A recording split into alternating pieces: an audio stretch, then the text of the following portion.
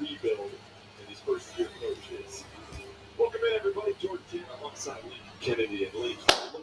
Welcome to Alpine Garage Sports, folks. Appreciate you guys coming in today. We are going to do a live.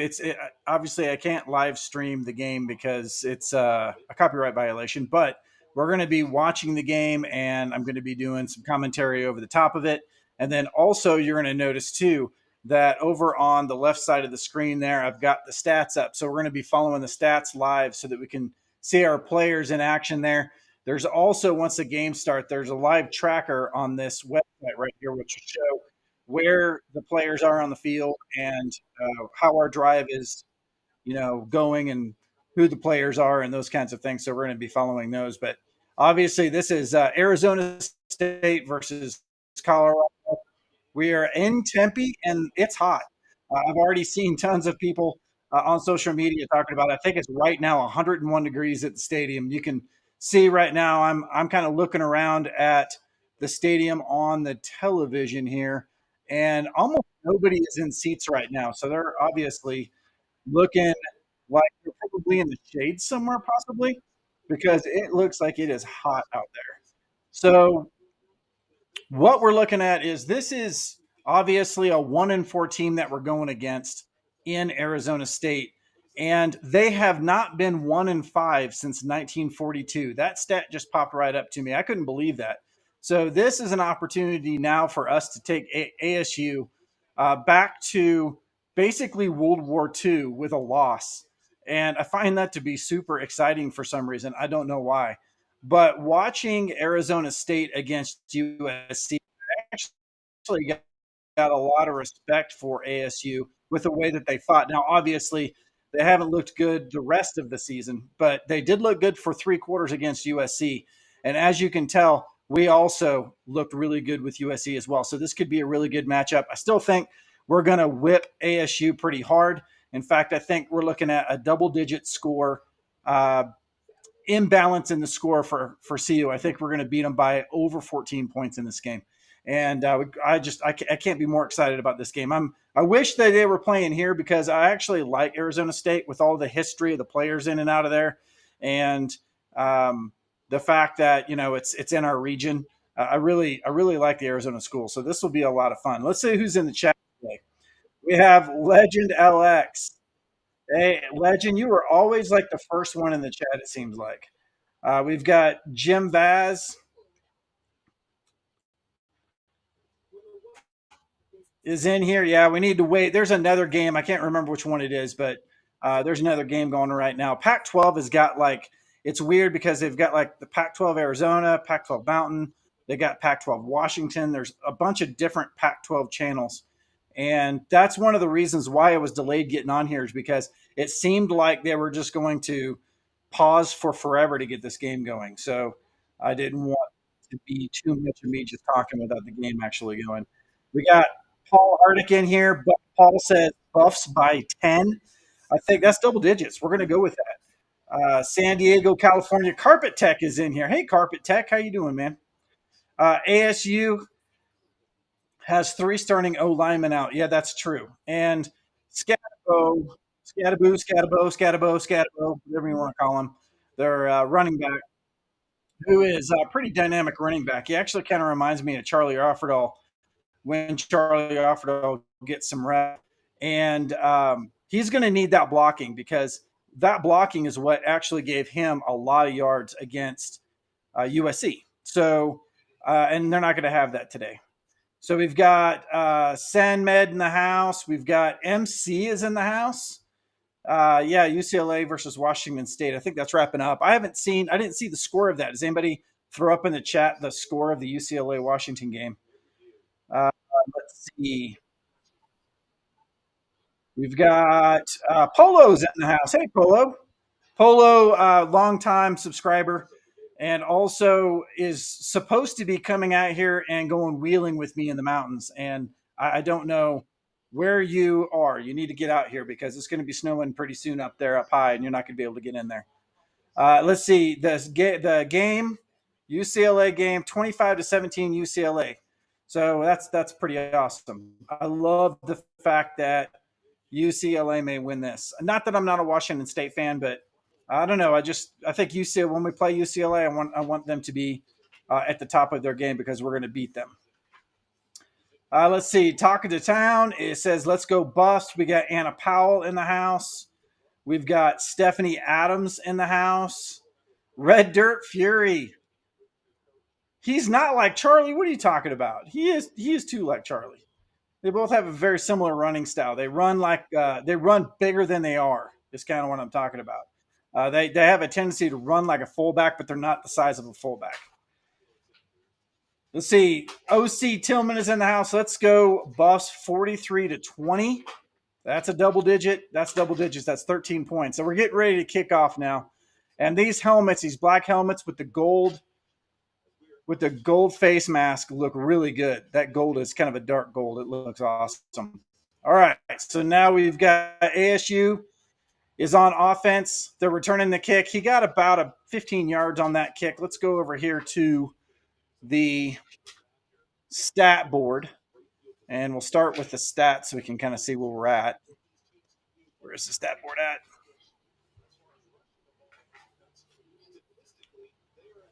Let me move that out of the way. There we go.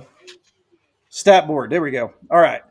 So now we are in the game, and Arizona State's got the ball.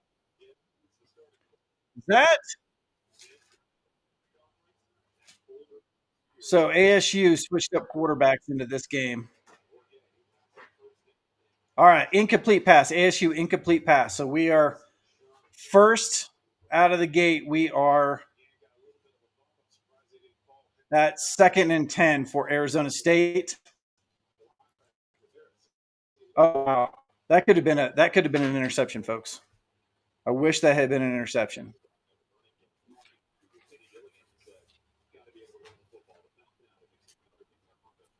All right, we got Arizona State running the ball. Arizona State got about 7 yards on that run, so they've got a short third down coming up. Yeah, so this game, the Pac-12 network is one of those. So this is Dwight McGee says he couldn't find it anywhere. The Pac-12 network is hard. So what I'm watching it on is I've got, what is this that I'm watching this on? It's not Hulu. It's Sling. I'm watching it on Sling. So I got Sling, and then I got the Sports Pack, which basically shows everything but the NFL network. All right, so now we have Arizona State on third down, and they threw a pass over to the right sideline and picked up about 15. So now it's Arizona State 1st and 10. And as you can see over here, I'm going to roll this up. You can kind of see on the left side of your screen there where the ball is. So it's 1st and 10, or I should say 2nd and 12 now. Nope, it's 1st and 10. 1st and 10, Arizona State. Where's my mouse? There it is. All right. They're running, but they're not getting anywhere. So, oh, yeah, Colorado defense just absolutely smothered the running back. Wow, what a great defensive stand so far. Now, they did get off one good pass, but other than that, it's been a pretty good, pretty tight defense. They're replaying that defensive. Yeah, we swarmed. We had like 8 guys on that running back. Our defense is looking a lot sharper just in the first few series or first few snaps here. Okay, Arizona State looks like they're offsides. So we're going to move them back just a little bit. So it looks like, yeah, false start offense. Let's see who else we're getting here. Carmani is starting this week. Let's go Buffs. Yes. I'm looking for him right now. I haven't seen him out there, but he probably is out there. I just haven't seen him yet. Let me take a look and see if I see Cormani out there. Yep, Cormani is up there. You can always tell he's slung. He's so tall, he's slung so low when he's hanging out in front of that wide receiver with his hands. He can almost touch the ground. His arms are so long. They had another. What do we have here? Another penalty, or did we call a timeout here? I guess we called a timeout. So Colorado timeout. Yeah, Coach Prime did not look happy on that at all. Coach Prime looks very upset right now. Oh, by the way, Coach Prime is actually rocking the gold shades too. So his gold shades match the gold helmets, or I should say the gold face masks. Never seen those gold face masks before. That is pretty awesome.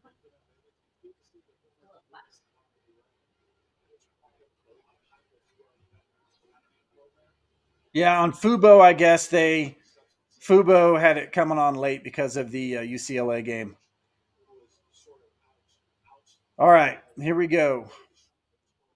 What down is it now? Third and 12? No, it's second and 17. Second and 17, ASU on offense. He has a lot of time to pass. They got about 7 yards on that pass, maybe 5 yards on that pass. So it's going to be third down and probably somewhere around 12. So our defense is holding.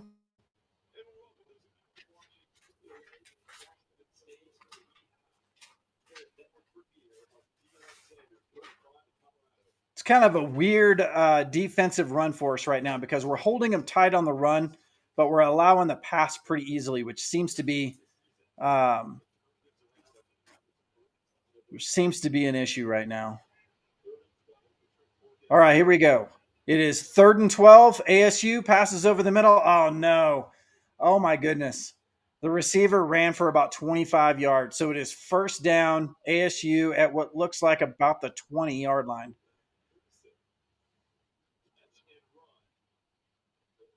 He was wide open right over the center. Right over the center. Just a slant right over the center. Yeah, I know. Coach Prime.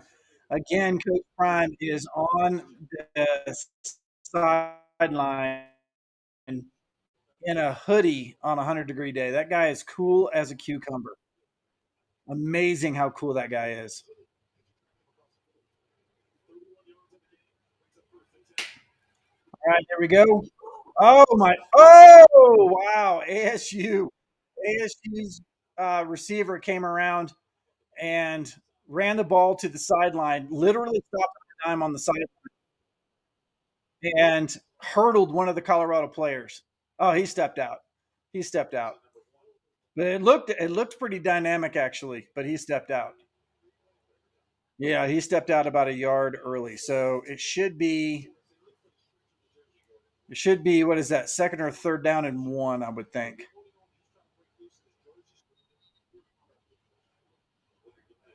Let's see if they spot this ball right because I saw him step out. I tell you what, ASU is not running a hurry up offense. They're going to take their sweet time. They're taking every second they can off the clock. First and 19, Arizona State. So they had a penalty. Another slant route. Another almost like 27 yards out. Arizona State out of bounds at the 2 yard line. So it's going to be first and goal from the 2 yard line, Arizona State. We had some pressure on him, defensive pressure. Yeah, I'm aware I'm a little delayed, guys. I'm sorry. It's one of those things where YouTube is probably delayed it just a little bit. But in any case, ASU, we just got a flag on the play. ASU scored a touchdown, but it looks like it may be coming back.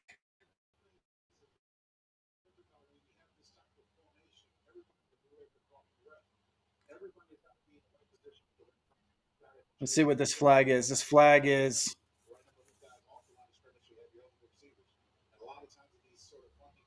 I'm going to come over here and check something out.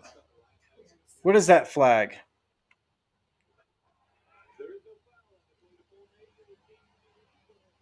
Oh, ASU touchdown. So ASU touchdown for those of you who are watching on another, who are actually watching this game. My stream is going to be a little bit behind you, and I do apologize for that because YouTube delays the stream a little bit. But for those of you who are not watching the game, I'm still going to bring it to you so that you can at least hear it. So ASU just went up. I got to change some things here on my board, and give ASU 7 points. So we'll go there. And there we go. So ASU 7 points. Pretty good series by ASU. They had a lot of penalties on there. I think they probably had 4 penalties, which pushed them back. So they had to go an extra probably 30 yards on that series, even to just get a touchdown. So, but our defense, I think, just looking at this first series, I think our defense did pretty good. What has killed us more than anything is that slant route through the center. I haven't really paid attention to whether or not we are actually sending the linebackers in on a rush, but it's leaving the center of the field open. So we may have to make that adjustment going forward into this next defensive series. But obviously, we get the ball next, and I think that we're going to score a touchdown anyway. So it'll be 7-7. We'll start the game over again, and then I think Colorado's going to be fine. So what do you guys think about Cormani starting today? I mean, that seems like a pretty big deal, considering that 2 or 3 weeks ago we weren't going to be thinking that that was even going to happen. Let's see what we got going on here. Quentin's in the house. So Quentin says, pretty good allowing a long drive for a TD. Well, I say pretty good because I'm trying to be positive, Quentin. I could say a lot of negative things, but when you look at how we did with the rush has been a problem for us this year, and we actually did pretty good against the rush. They got us on the slant routes. We got to figure out the center of the field. If we figure out the center of the field, I think we're going to be much better. But for a while there, it looked like we were going to hold them. So we knew this was going to be a tough game. For whatever reason, ASU, if you watch the games that they've played so far, they come out just firing, firing, firing, and then they lose it in the latter part of the game. So I'm not worried about this at all. Let's see who else is in here. So Stephanie Dasher, you guys know Stephanie. She's in a lot of chats. She follows CU pretty handily, and says I'm in Florida and can't find the game. Yeah, I know. It's on the Pac-12 network, and I think probably the further you get away from the West Coast, the harder it is to find on whatever carrier you're using. But in this particular case, I know that Fubo has it, and I know that I keep forgetting what I'm using, but Sling. I'm using Sling with the football package, and you can get it there. Let's see what Riverfront has to say. Riverfront says, "Guys, don't download Fubo. It's a scam. It's regional." So thank you very much, Riverfront, for that. I had Fubo. I did. So it's one of those things where you always try to do the free, like 7-day trial on these things. And so last year I would do that to watch Colorado away games, and I would sign up, and then obviously, after 7 days, you would cancel it, and then wait till the next week and sign up under uh, a different email address. But you can only do that so many times, and so finally, I went ahead and went for Sling, and I love Sling. Sling is great. I need to get the NFL package, but other than that, I like it. So ASU just kicked off to us. It went in the end zone for a touchback. So here we are going on offense. Let's see what Brian C is in the house. Brian says in Korea they show the game on YouTube's Pac-12 International channel. That's pretty cool. So I'm assuming, Brian, that that's free to you. That would be cool if you had to go all the way to Korea to watch the game for free. Uh, Devera Scott says San Diego here trying to get home to my Pac-12 network. And then Brian ELP. There's a lot of Brian's in the chat. Fubo having in Texas. No, it's regional. It's really, really, really strange how that is. So obviously a lot of hate for Fubo on the channel. Oh, Shadur. Oh no. Okay. So Shadur on 1st and 10, tons of heat coming from ASU. They penetrated our offensive line, surrounded him, and Shadur had to throw it away. So we didn't lose any yardage on the play, but we did lose the down. We're going into, ooh, wow. They're getting physical with Shadur. Holy moly. Like they're really going after him. I can't tell you how sexy these black and gold helmets are. Hold on a second. We got a penalty? Hang on, guys.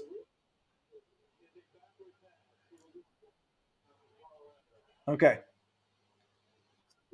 I don't understand that.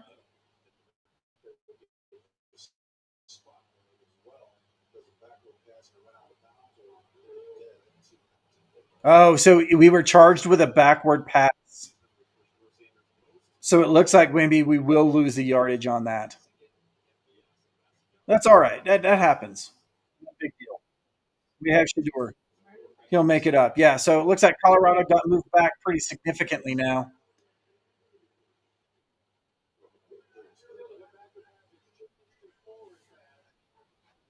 Oh, what the heck? Okay, so now the officials officially changed the official penalty of backwards pass when he was looked like he was getting sacked. When they moved it all the way back to like the 12-yard line, now they said no, it was a forward pass, and then moved us all the way back to the original line of scrimmage, still second down. I don't know. So what?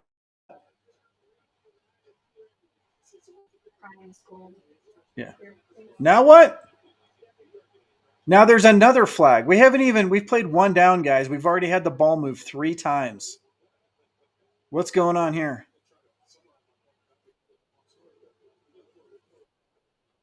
What do we got? Looks like we're moving back again.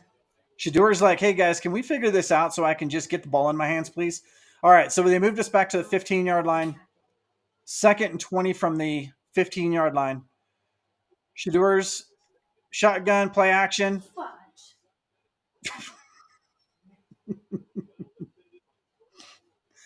Sorry, I've got some people in the house here that are trying not to use expletives when watching us throwing the ball here. So incomplete pass, Shador Sanders. Well defended by ASU. 3rd and 20 still on our 15. Shador's in the shotgun. Play action again. Shador's running. Shador is, well, he's sacked, but I think he might have actually got a yard out of that. Wow. So ASU has shown up in this game. Their defense essentially, with one of the penalties on our end, pushed us back 10 yards. Oh, look, we have a Husky in the house. We're not playing Washington, Denali. Get out of here. So sorry, I've got 2 Huskies, folks, and when uh, when I'm doing a live stream, they always want to be involved here, and I would show you what she looks like, but she's not very photogenic right now. All right, you need to go away, baby. So ASU showed up on defense. They showed up on offense. We just punted the ball, and we got a really good roll out of it. So it looks like we're inside the 20 for ASU. Is that right? Inside the 20. Looks like Arizona State's going to be starting well deep in their own side of the field. So let's see what we got here.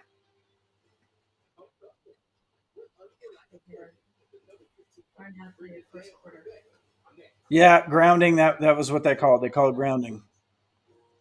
Yeah, the ref crew right now is just crazy. The ref crew. I think when we get to a break like we're at right now, I think the refs are probably going to get together and they're going to do a check on themselves to say, "Hey guys, we can't look like a bunch of idiots, even though it is the Pac-12 network. Colorado's playing, and so there's millions of people watching this game, and we got to be better than this because that last series was embarrassing for the officiating crew. Now, it wasn't all that great for us either on the Colorado side of things. But hey, you know what? It's the first, we always start off slow. We always start off slow. So why not start off slow now? Let's get it out of the way. In every single, let's say, video that you've seen me talk about us against other people, I always talk about the fact that there is no doubt that in the fourth quarter, we score more points in the fourth quarter than in any other quarter. We also allow the fewest points in the fourth quarter of again for the teams that we're going against. So we actually hold them in the fourth quarter and we score in the fourth quarter. So if we can keep it tight, fourth quarter's ours. We've done that in every single game this year, and we will do it in this game if we have to. But hopefully, we won't have that issue, and we're going to be okay. So what are y'all seeing here? Quentin says Yep, test lateral to incomplete to grounding. That's right. It's um it's been a crazy crazy game so far. But now ASU's back on offense. I'm going to give them a pass on the first one because it's the first time, it's a hot game. We're out there. ASU, I told you, man, ASU is tricky. I did not do a pregame video on ASU just because I'm too busy, but ASU is a tricky team. Like they like to do a lot of trick plays. Once they find something that works, they will repeatedly use that play over and over again until you make them stop doing that. And that's what they're doing with this slant route over the center. They're going to keep doing that, and I bet you they do it maybe even on the first play of this series. So right now, that's we're right now. We're getting ready to ASU is getting ready to do their first down on the second series, and we're going to see if they do a slant route. You guys are still talking about Fubo in the chat. Fubo is Screwbo, man. They've been getting you guys. I think maybe it's because I'm in the West that it's easier for me to find. All right, so here we go. We got ASU first down and 10 from what looks like they're 25, 26. Scattaboo got about 3 yards. Yeah, they're talking about how Scattaboo is a hard tackle. So Scattaboo, I want to say he's probably 5'8", 5'9". He's probably close to 200 pounds. He's like a little bowling ball. And he gets off. He's not a real fast guy. I mean, like, doesn't have a lot of speed, but he hits the hole hard. He hits it fast. He gets off fast. He's like he would be like a 40 sprinter. But that's about it. Once you get past 40 yards, he was caught several times from behind. But he can hit the hole and he can get 5, 6, 7 yards pretty fast. And so that's what they're going to try to do here. They're going to try to slow this game down. They are not in a hurry. ASU is not in a hurry offense at all. They want to try to keep the ball out of Shadur's hands, I'm sure. They want to try to slow this game down, and they're doing a good job of it. He says too hot, and they'll have to have the defense. I know this is going to be tough. If our defense is out there on the field all day, this is going to be a problem. All right, so here we go. Second down, or I'm sorry, 3rd and 4. He's rolling out. Oh, nice defense. Is that Cameron? Wow. Yeah, Cameron laid a hit out on the receiver, knocking the ball out. So it's 4th and 4. And we are going to get the ball back. Oh, that hit. Oh my goodness gracious. Let me look at this again. Wow. Good hit. It did stun Cameron, though he is stunned. He's walking off with his helmet. The coaches are following him. So hopefully he might have just got his bell rung and he'll be back. So ASU punt out of bounds at probably about the 15-yard line. So we're going to start at our 15 and go from there. And we got a flag now. Again, another flag. What is this against? It's against Arizona State. I'm almost sure it's against Arizona State. Yeah, they don't know what's going on. These officials don't know what's going on. Okay. ASU had a penalty, so that I don't know. They're probably going to add some to the kick on that one. But anyway, we're starting at our 15 before that penalty, so we'll see what happens there. Illegal formation. Too many men on the field.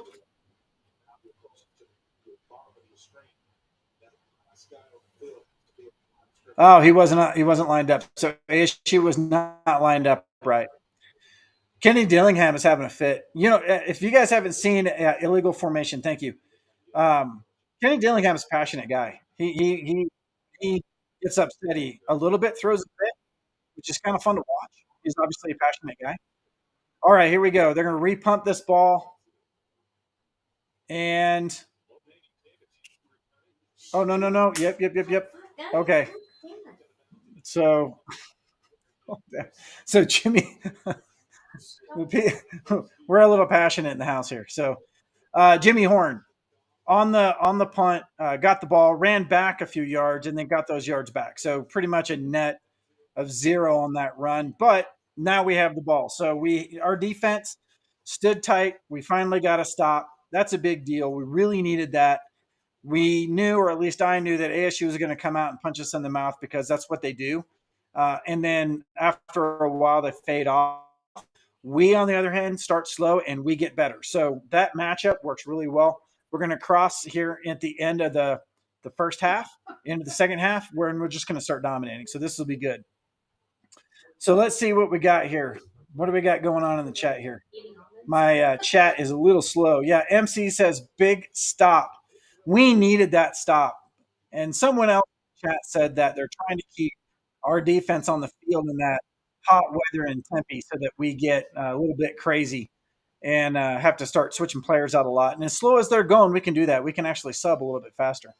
Man, I'll tell you what, that California Almonds, Deion Sanders or Coach Prime, those commercials are so funny. Those California almond growers, yeah, those California almond growers love them some Coach Prime, and also other players at CU too, because Charlie Offerdale was on one of those commercials as well. So we're gonna see what we have. What do you guys think is going to happen on offense now? Somebody let me know. What are we going to do? First one out of the gate, is this going to be an ultimate Catskill run? Is this going to be a pass to Xavier Weaver? Somebody tell me. Somebody let me know. Charlie O and McCaskill and those ads too. That's right. And you know what I thought about that?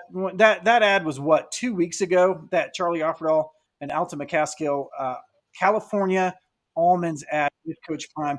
I thought that was really cool because that was before Alton was playing, and obviously Charlie's not playing either.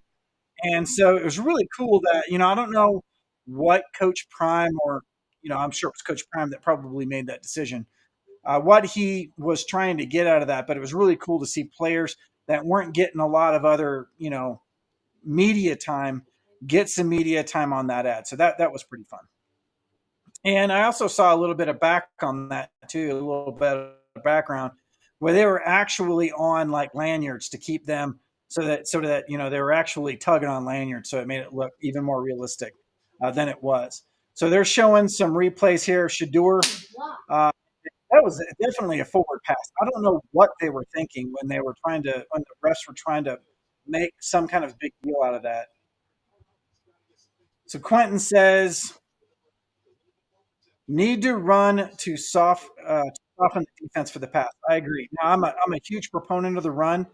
I know that Shadur is our guy, and we want to put the ball in Shadur's hands as much as possible. But to get through this season against some of the better teams that we're going to be going against, we've got to run it. So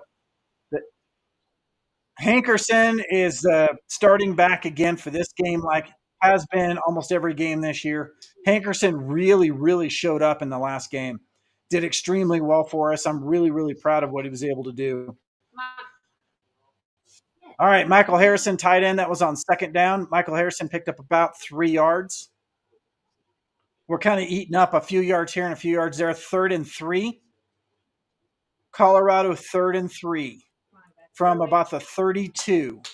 Shadur's in shotgun.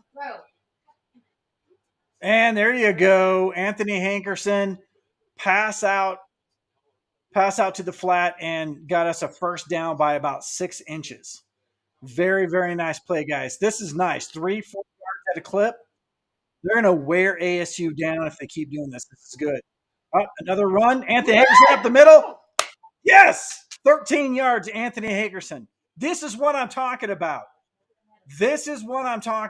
Run the ball. Get just smash mouth. Give it to ASU the way that ASU wants to give it to us. Anthony Hankerson again, up the middle again. They're just going to keep doing this on them. And another, what is that, 8 yards? So Anthony Hankerson, let me look at the live stats here. Anthony Hankerson is piling up some yardage, folks. Let's get some stats going over here. Come on, guys. Come on. All right, Shadur's in the pocket. Passes out to the flat.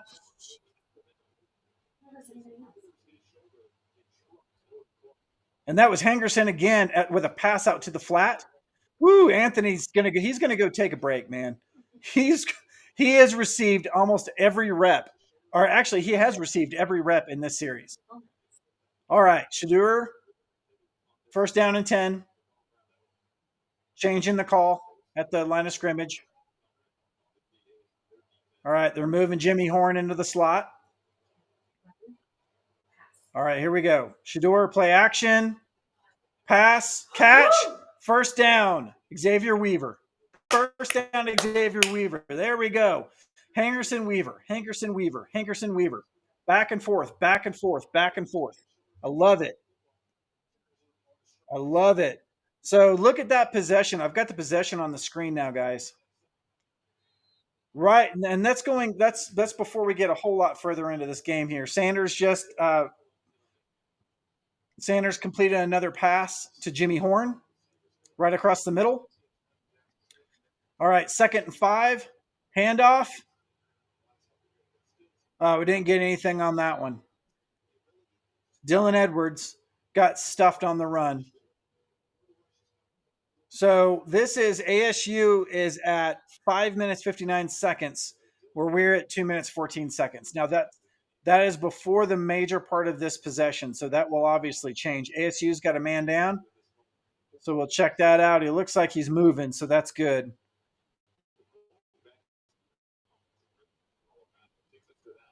Yeah, he's got a thigh. It looks like he's holding his thigh. All right. So back to this. So yardage right now, and this is supposed to be live. 87 yards. No, that's not live. We're gonna reboot this thing. Let's see what we got here. 5:59. Is he? Okay. Unfortunately, an ASU player got hurt, but all right, there we go. All right, so total yards right now, ASU's got 87 total yards, and Colorado's got 39 total yards. So we are way behind the ball here, but catching up quick. Just this series alone, we doubled our yardage, so that's good. Let's look at the chat and see what we got here. So MC says, why do they run up the middle with Dylan Edwards? And what I'm going to say is this, is the way that those holes have been opening up in the center. Oh, no.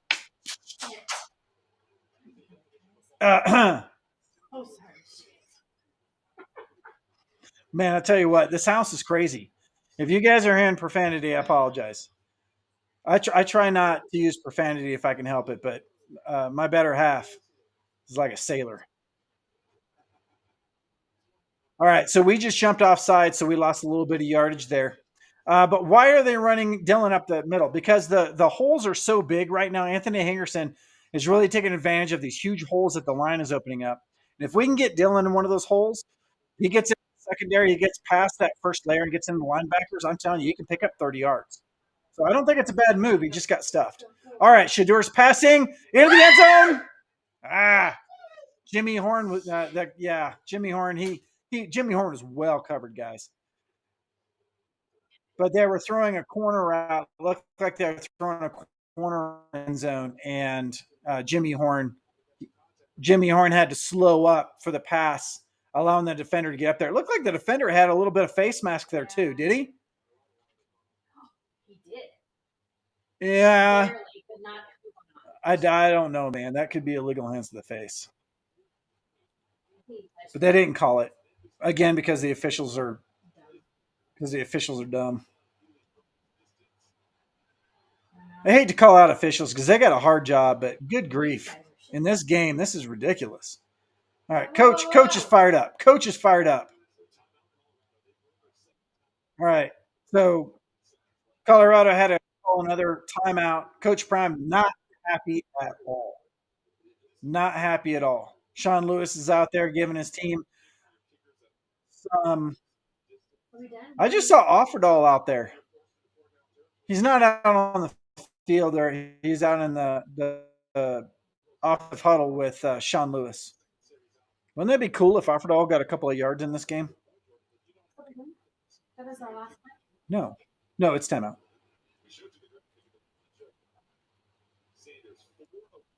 Yeah, we got Jace Feely is pacing around right now. It's 4th and 8. 4th and 8. Shadur is out there on 4th and 8. Shadur is out there on 4th and 8. All right, let's see what you can do, Shadur. All right, Shadur, take up. Yes, 4th and 8. Shadur, holy mackerel. Shadur to Dylan Edwards. And we picked up the first down. That was awesome. Plus, they brought a huge rush, and Shador had to get that ball away with a defender right in his face, and he got whacked. Good job, Shador. Way to go. So 1st and 10 on what looks like the 14-yard line into the end zone. Nope. Michael Harrison. Oh, Michael Harrison down to the 1-yard line. Wow. Awesome pass. Michael Harrison. Look at this. Shador is they're really pulling out the game plan now. They're running the ball. They're getting the ball to Michael Harrison. They're using the wide receivers. Uh, I know. It's because he handed off. He handed it off a little bit deep. So Dylan Edwards on the first run on first down. Dylan Edwards got stuffed. So I guess we're back to talking about why is Dylan Edwards trying to run up the middle.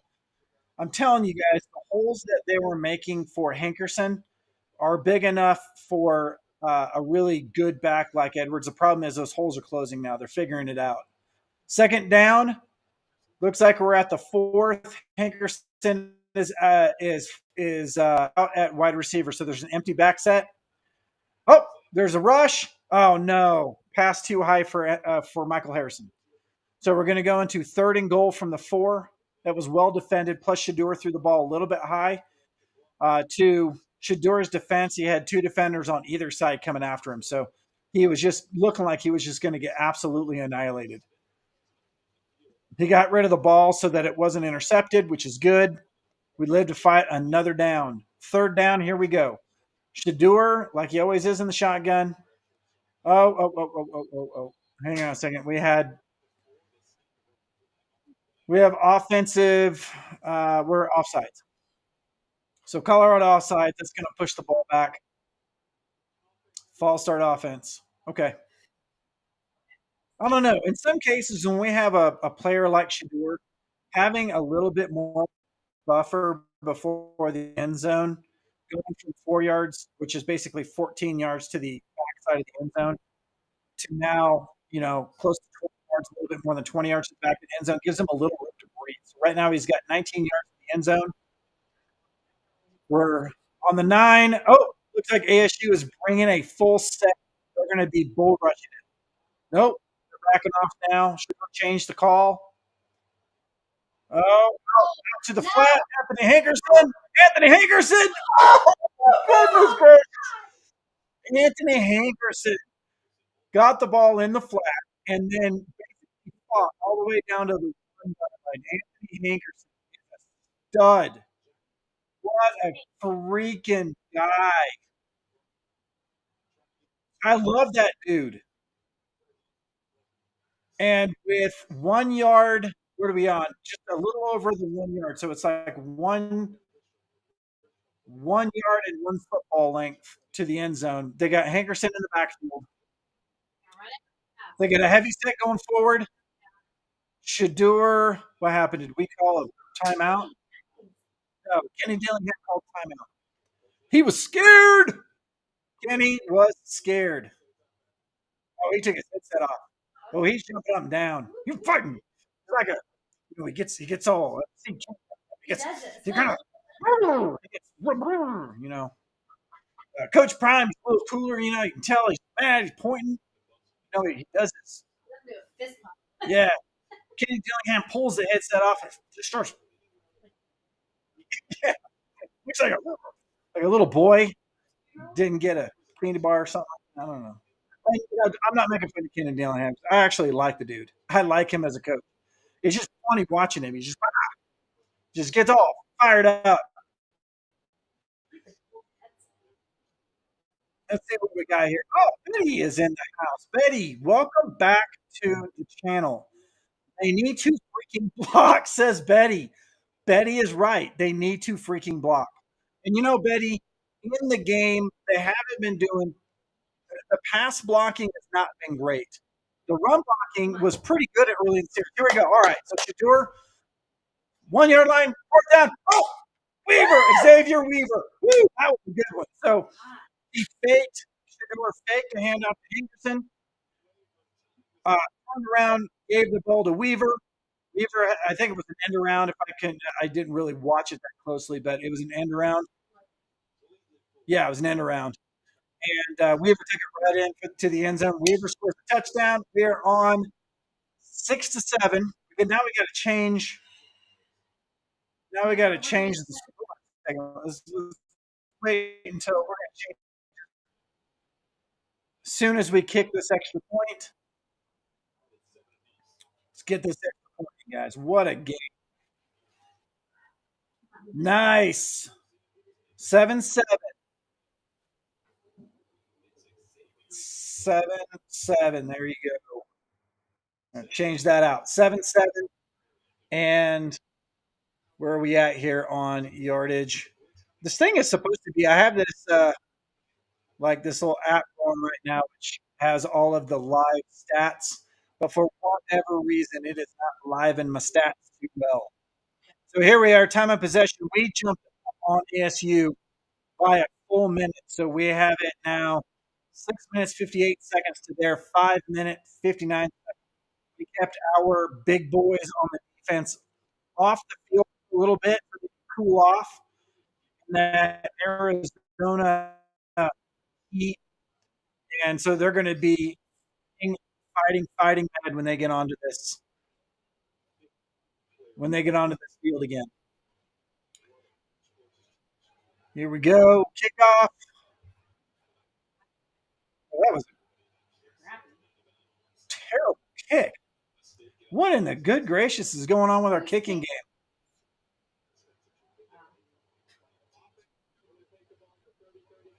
What happened? What happened with that penalty? We just had a penalty.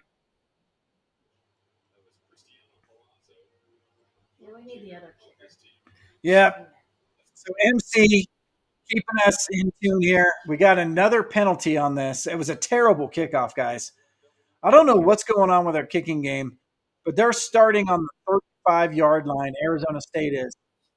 So let's see if the rest that our defense had is going to help them. Here we go. Pass out to the flat. Nice stop. Nice stop. Nice stop. Nice stop.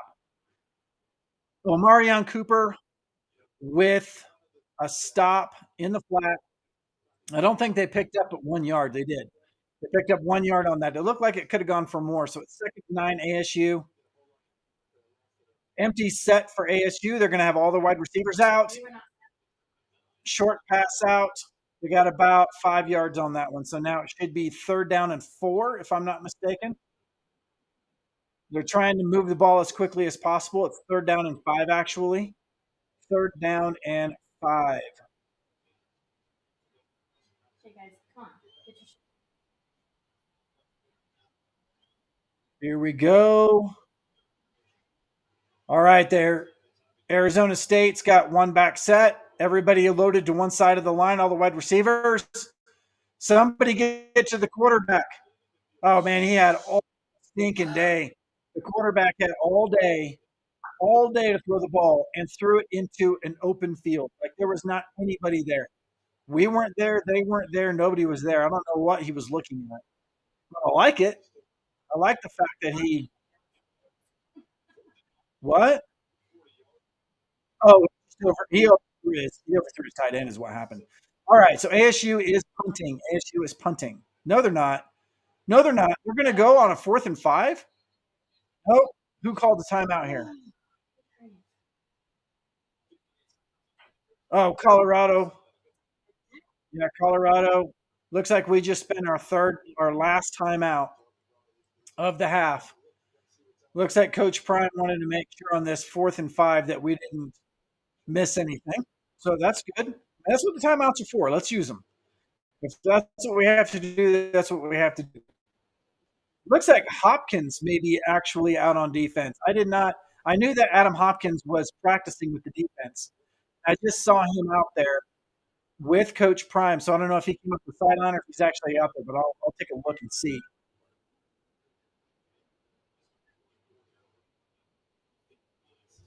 Then he says, let's go defense. Here we go. 4th and 5. 4th and 5. Nope, they decided to punt. So ASU is punting. Look for the fake punt, guys. Look for the fake punt. Look for the fake punt. Texas had a fake punt on OU today, and it was successful. All right, they actually punted, and that was a good punt. So Colorado's going to take over at about the 8-yard line. So far, it's been a hard-fought game, obviously. See that, obviously. We could do better on defense in the first series. We kind of got laid out a little bit, but in the last 2 series, we did really well. So it looks like we are coming back, and it helps that our time of possession on offense is actually pretty good. So we're keeping the defense off the field a lot. Guys, it's hot. You had been taking a look. It's like 101 degrees or 100 degrees in Tempe today. All right, Shador, Hankerson up the middle again. Hankerson got about 6 yards out of that. Hankerson is doing a fantastic job, man. What a great runner. He is earning every single rep he gets.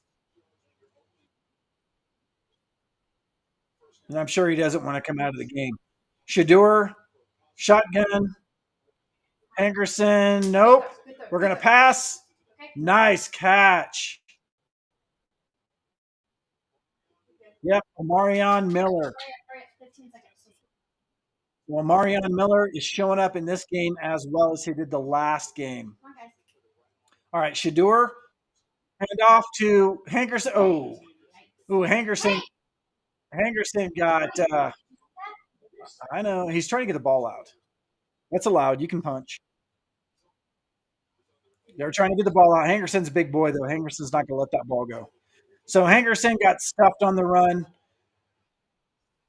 which is we're still okay, guys. We are still okay. I'm going to refresh the stats while we're waiting for this commercial, and we're going to see where we're at with our stats. So right now, time of possession, as you can see, it's super even. We're dead even in that. Yards, almost dead even, 92 to 88. We have run more plays than SU. Our yards per play is down a little bit, 4.2 versus their 6.1. And most of that 6.1 came on the first drive where they were hitting that slant route and getting, 12 to 13 yards per catch. So their last plays haven't been that good. We have 7 first downs to their 3.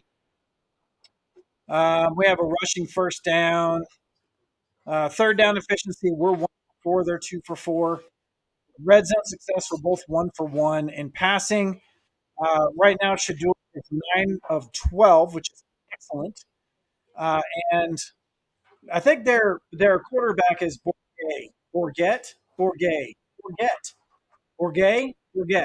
I'm going to stick with Bourget. And he's got 84 yards. Shador's got 72 yards. We're running 6 yards per pass. And we have had 2 sacks on us. On rushing attempts, 9. Rushing yards, 16. Attempts, 1.8. Now, they're taking those, obviously, they're taking those sacks into account as well. Plus, we did get stuffed on the run a couple of times. So those are the stats right now. Penalties, we've had 3. They've had 3 penalty yards. 10. I don't know if that's accurate, actually. This may be a little bit behind. Let's refresh one more time and look at the penalties again and see what we got here. Let's go all the way down to the bottom. I think we've had more than 10 yards of penalties. No, it hasn't updated. So it looks like we have had 10 yards in penalties. So let's go to the chat here and see what we got. Toyota Sport says too much time in the half to burn timeouts. Well, true. Obviously, Coach Prime and the rest of the coaches are seeing something that we're not seeing. That 4th and 5 was critical. And I think by taking that time out, we actually saved ourselves from them potentially picking up a first down. They had punted after that. They may have just been doing that to try to pull us off sides. I mean, who knows? It's very possible they did try to get us to call a timeout, which we did. The If that's the case, then what do you say about that? But in any case, is Cormani on defense? Cormani is on defense. He was out there at his normal corner position. I'll check for you again here in a little bit and see if he's still out there or not. Will H is in the house. Welcome, Will H.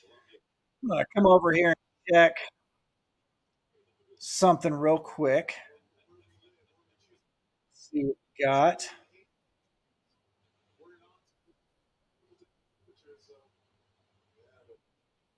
If I'm getting too close to the screen, guys, let me know. I get a little crazy when it comes to this. So temperature now they're saying is 99 degrees with a 15% humidity, which sounds like something we'd have here in Colorado. Obviously, Arizona's a dry state. Most of it's desert. So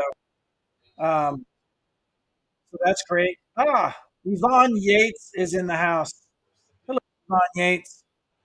All right, here we go. Shador is in the shotgun. Oh no. Pass out to Dylan Edwards. Dylan Edwards dropped the ball. That's all right. Dylan Edwards is. See what did he do? Oh, he tried to turn before he caught the ball. Rookie mistake. The ball was a little bit behind him though, so we'll say that. So he had to twist to get to it. All right, here we go. 3rd and 11. We're in the shotgun. Oh, hey, and we got sacked again. 3rd sack of the game. 3rd sack. So there's some more negative yardage for you right there. And that was about 10 yards of negative yardage right there. That's going to hurt. Anthony Henderson is working so hard to get positive yardage, but that's not helping. So we're punting now from our victory. We're punting the punter at the 2-yard line. So they're going to get some pretty good field position out of here if we can't get a good punt off. Let's see what we can do here. No, bad punt. They're going to take the ball. Arizona State's going to set up the ball at the 49-yard line. Ooh, that couldn't be bad. It could be worse, guys. It's not good. It's not good. I think this is Coors Lifetime. I need a silver bullet. Beer assistant. My beer assistant in the house. I don't know if there's a beer assistant or not, but I need a beer now. I hope the mic's not drowning that stuff out. That's pretty funny. All right. Well, I'm going to refuel up here, guys. So throw down in the comments what do you think about what is transpiring here. The kicking game that is every part of our kicking game. Again, is not looking too sharp right now. But it is a long game, guys. It is a super long game. So we still have tons of time left. What does the chat say? Chat says, let's see, pretty sure the Arizona player that went down earlier faked an injury to slow down the tempo.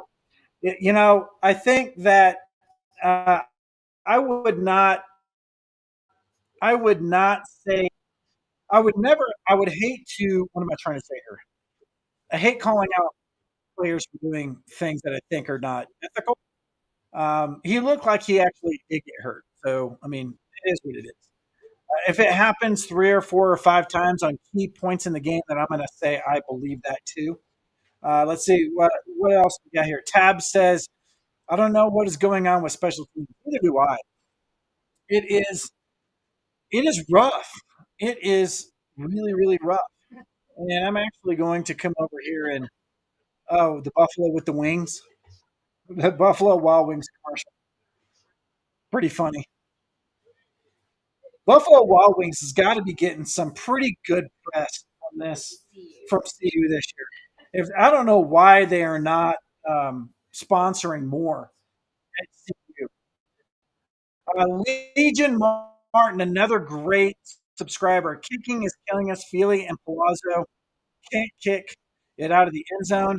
We give their offense automatic great field position. So I've got a theory about this, guys. But my theory sucks because it's happening at home too. But one of the issues with kickers in Colorado, and has been for a long time, is that when we kick off at home and when we practice, the air is thin. They get obviously a lot longer kicks. I don't know if maybe when they're going down, like they're playing in Arizona right now, that maybe playing in Tempe was which is at a much lower altitude. That maybe they're just maybe they just they're not used to it, and the length of the kick is just not there because of that. Oh, what is this? They threw out to the flat, Arizona State. They didn't get much out of that. When I say they threw it out to the flat, like he threw it 5 yards behind him in the flat. That was weird. Arizona State's not looking really super sharp right now. Yeah. All right, Arizona State second down at 15. Actually lost 5 yards on that. Oh, here we go. Quarterback. All right, two wide receiver. They only got about 5 yards out of that, so it's going to be a long third down. Long third down. So our defense can show up here. What's up, Hollywood? What do you got to say for us today? I would want Sean Lewis to take over would take whatever coaching job he wants. Okay.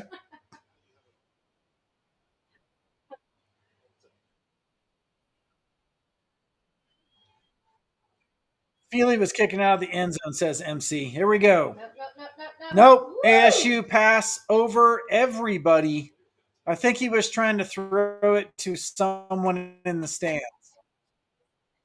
I know those helmets are slick. Colorado needs playing those helmets all year. They are.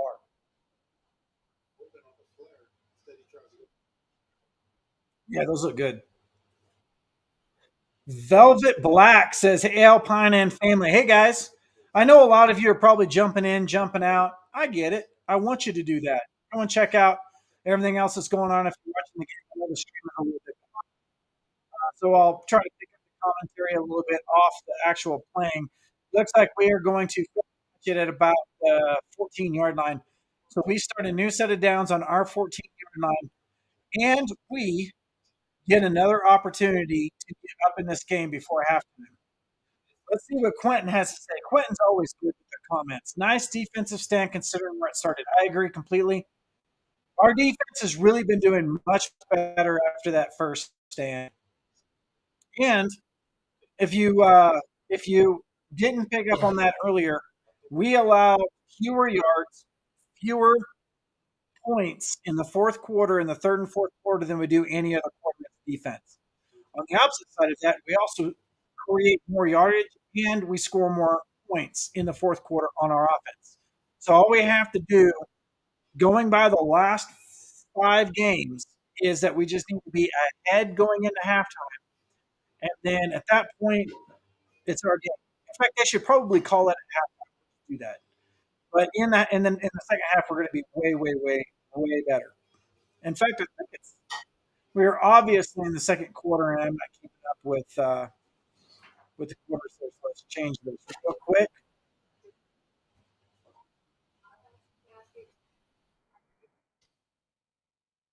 I'm going to change this real quick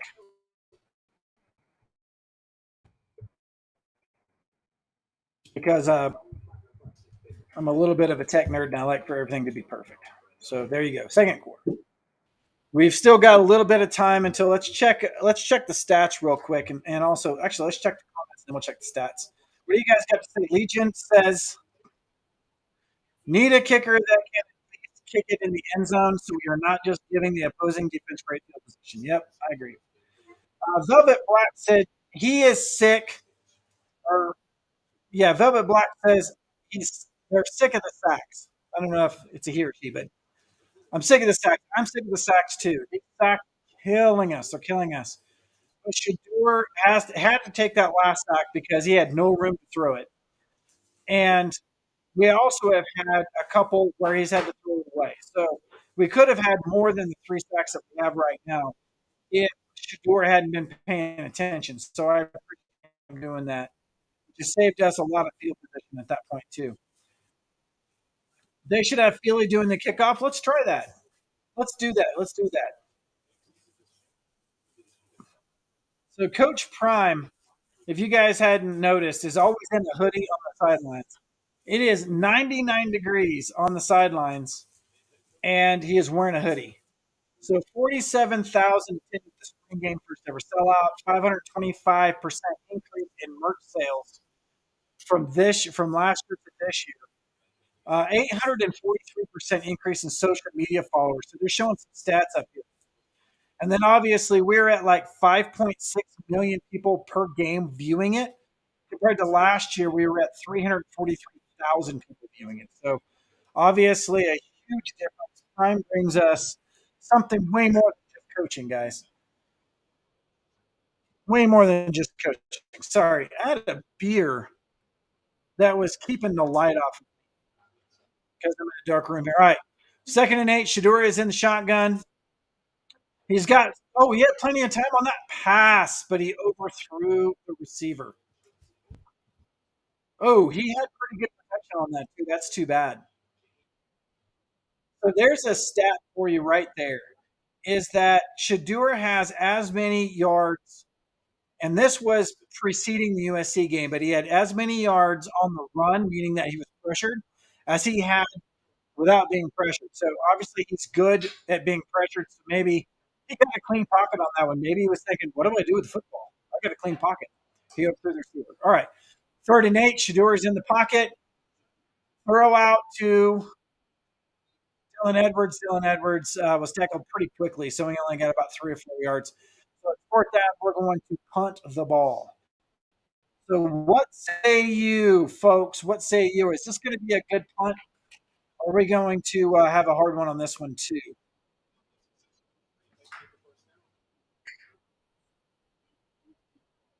Let's see if we can get a good punt here, folks. Is that Offerdahl blocking on special teams? Yeah, he was on special teams. He was blocking for the punt team. Oh, holy mackerel! He did. Oh, wait a minute. Did he call for a fair catch? Oh, Jalen Ellis hit him. He called for a fair catch, and Jalen Ellis hit. Was it a fair catch ball? It was hard to see if he.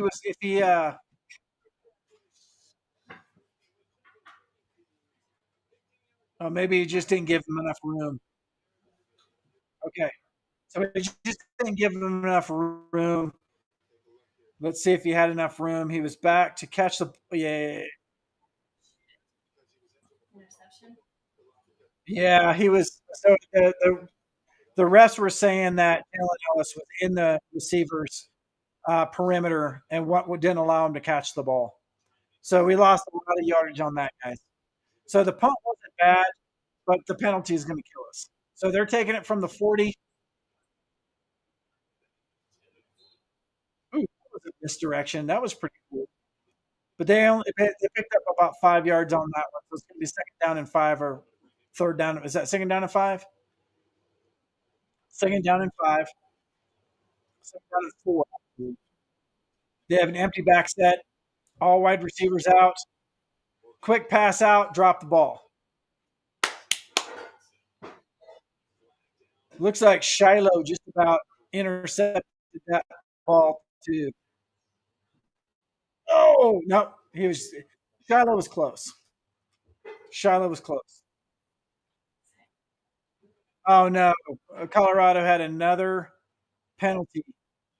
McClendon was lined up in the neutral zone, and so that's going to push. It's going to give them more yards as well. So penalties right now are killing us. Coach Prime is not having it. He's not happy.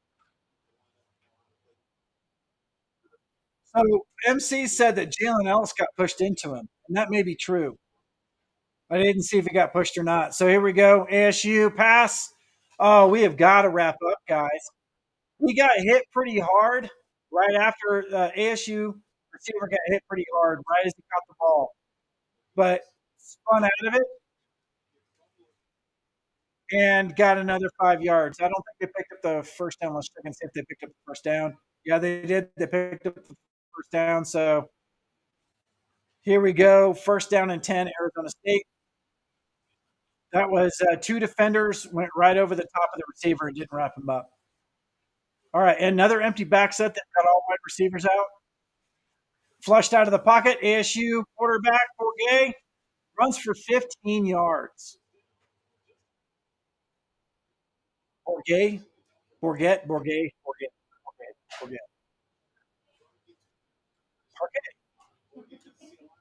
Yeah, his head was on a swivel. He thought he was going to get jacked. But he ended up not getting touched, went down for 15 yards. So ASU on the move right now, first and 10, inside the 30. So here we go. They've got two backs and a tight end. Obvious running play. You got about 3 yards on the run. ASU got 3 yards on the run. Give me 2nd down and 7. That was Scatabo. Scatabo looked like he may have got his bell rung.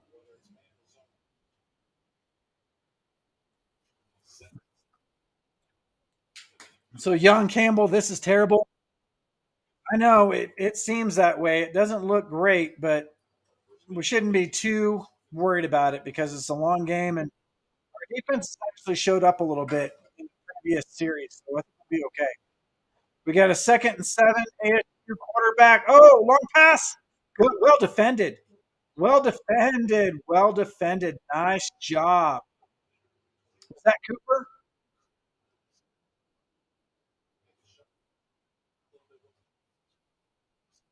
Yeah, that's Cooper. So Marion Cooper, well defended. They threw it right into the end zone. Marion Cooper really did a really good job defending that.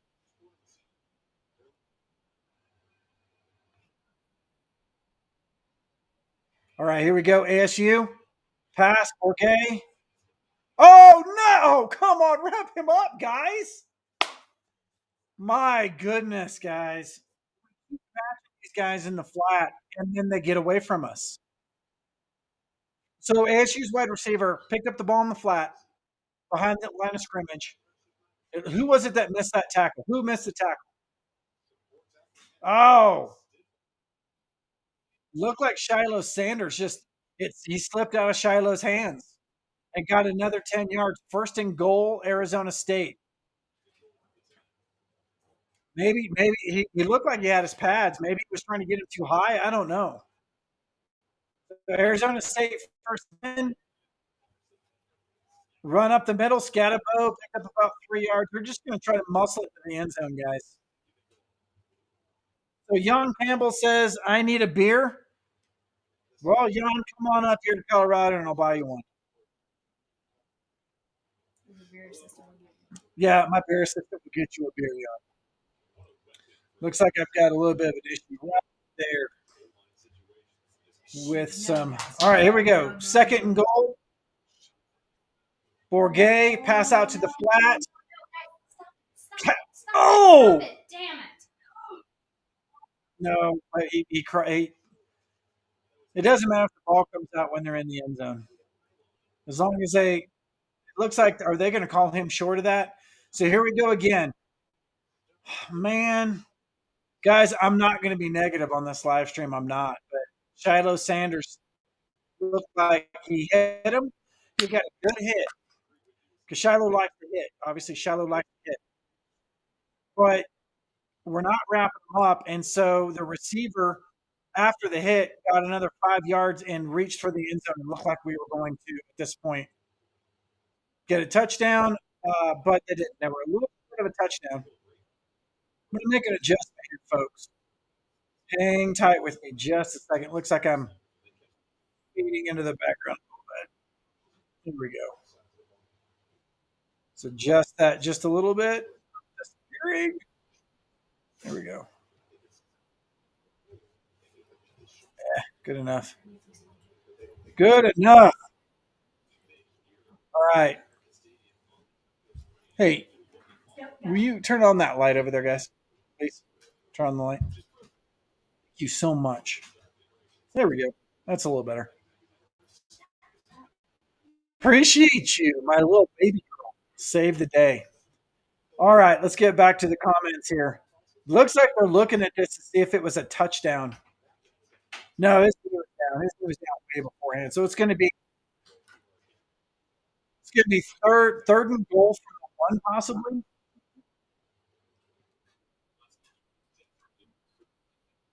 So Todd says obviously he don't like to wrap up. Yeah, I don't know, man. I did a video on this and we talked about the fact that we're a hitting.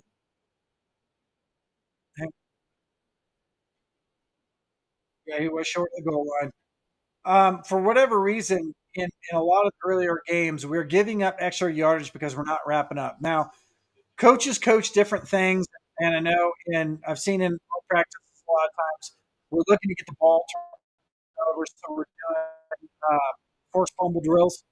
And in this particular case, I didn't see that in this particular play. It just looked like we didn't wrap up. He got about another 4 yards out of it. And now they're staring at 1 yard. So right now it is third and one or third and goal with on the 1 yard line. And they're messing around with the receivers. This is gonna be a trick play, guys. It's gonna be a trick play. Oh, Orge is changing the call again. Guys, this looks like a circus. It looked like a bunch of little like yellow helmeted clowns running around there, but I bet you they're confusing our defense. Here we go. Scatabo up the middle.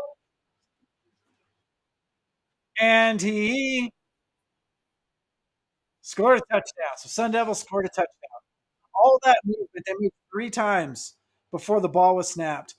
And they just basically just ran Scattaboo right up the middle here. So Betty says the defense is killing us. Tell you what, guys. This is going to be a tough halftime to walk into. This is going to be a tough halftime to walk into with Coach Prime. I don't know. What do you say? What does Coach Prime say to the players at halftime? Being down, I say that we still have 6 minutes left to go in the half, so I'm not going to say that. But let's say we come back, score a touchdown. We're still going to have an even game going. We got, and then we'll kick an extra point. So we're going to change this score now and give ASU their due. Give them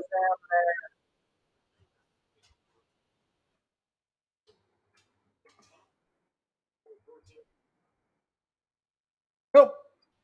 That's not right. Hang on a second, guys.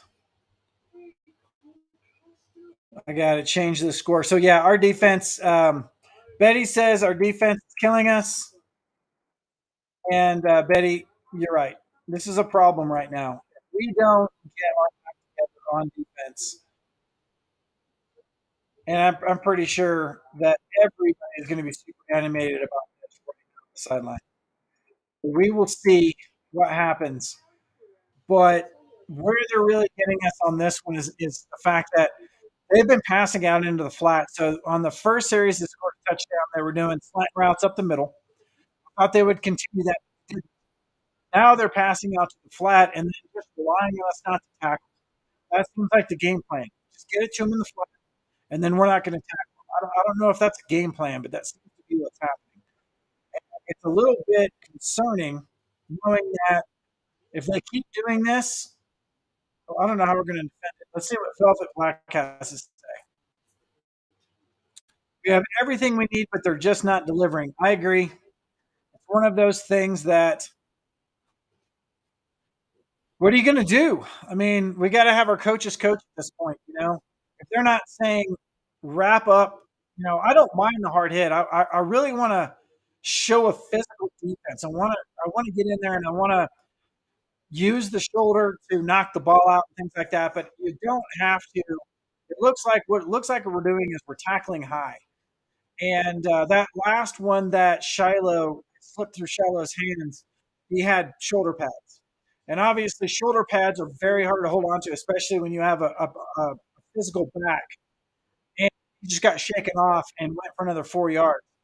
In this case, if we're midsection lower part of it, maybe even just legs wrapping up, you hit hard in the midsection and they're going down. So I don't know.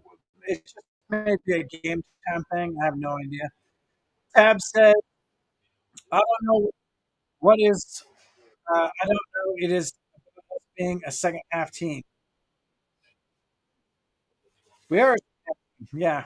I mean, that's our identity at this point. So, what are you going to do? What are you going to do? That's who we are. And then John Campbell says, coaches. So we'll see. We'll see. I don't know if the coaches are coaching the tackling. I think this just might be a game time thing. I'm going to go back in the chat and see. James had a really positive things to say. 6+ minutes in the first half, nothing to worry about yet. I agree. We've seen this before, guys. So ASU is kicking off, and it goes into the end zone for a touchdown. Something that we need to figure out because that would be really great if we could get. So they're talking about Kenny Dillingham right now, how he is one of the youngest FBS head coaches at 33 years old as a head coach. Pretty stunning, actually. We have players on the team that are less than a decade younger than he is. So that's pretty cool. That's a good stat. All right, so here we go. Shadur is in the pocket, hands off to who was that? I didn't see who that was. Smoke. So Smoke got the handoff, got literally nothing, like 6 inches, and got tackled. Now Smoke is out. I got an empty back set. Smoke is out there as a receiver. Let's see if they're going to do something with him. Harrison's out there also. Empty back set. Shadur throws, misses Miller by about 3 yards. Just literally throws right past Miller. I wonder if he thought Miller was going to break.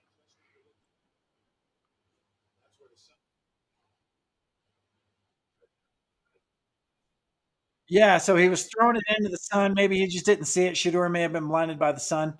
Or actually, Miller may have been blinded by the sun. That's what it was. Miller probably had the sun in his eyes because that ball was catchable. It was about 3 yards away from him, but he could have made a move to get to that ball. So Shador taking the ball. Oh, flushed out of the pocket. Oh, flushed out of the pocket, but he was jumped on by about 3 ASU linemen and taken to the ground. But it looked like we got positive yards out of that. We got a yard, so we didn't take a sack. It looks like he didn't take a sack. Let's take a look again. Yep, yep, we got 1 yard, so we didn't take a sack. But he did get hit pretty hard. It looked like he was hurting a little bit coming off the ground, or at least that's what it looked like. So Polo says, "Shep not as good as he thinks." So Polo, I'm gonna say we're punting right now. Our punt is it's a good punt. They did not call a fair catch. He still got the ball. He's already got 10 yards, and we finally Offerdahl with the tackle. Offerdahl with the tackle. There you go. Offerdahl's getting out there on special teams a lot right now. So Polo, Shiloh's not as good as he thinks. So keep in mind too that Shiloh is coming off missing a game as well. So maybe he's a little bit rusty on the tackles. So, I mean, what do you guys think? Is it possible that it could be? Shiloh has been a stud for us, and I know he knows how to tackle. I also know that he knows how to hit. And these guys on ASU's offense are not going to go down with a hit like that. This is a tough team. This Arizona State team, when you looked at them against USC, if you watched them against USC, they were super physical, and that's what got them to being still a game in the third quarter until finally they wore themselves out when USC took over. But they were physical the entire game. The running backs were physical. The wide receivers were physical. USC was having a hard time wrapping them up too. And I made mention on a video right after that USC game that ASU that USC was wrapping up ASU's wide receivers. So in this particular case, that's the last time I'm going to say wrapping up until we see it again because I know that I can just keep going on that forever. Um, let's see. The coaching is horrendous. The coaching is tough right now, guys. I'm not I've already seen coaches in here like 4 times in chat. What do you guys think about this? I think not all of it can be on the coaches right now. I mean, the players still have to play. The O line and D line is horrendous. So what is that? And we have Todd saying, "No Edwards recruits quality players." True.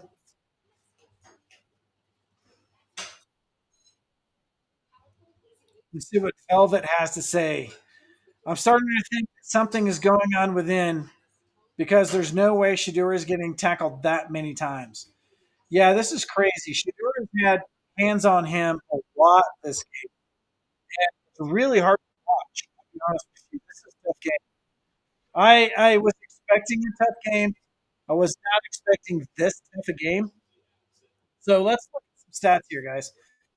I'm going to reload the stats here off the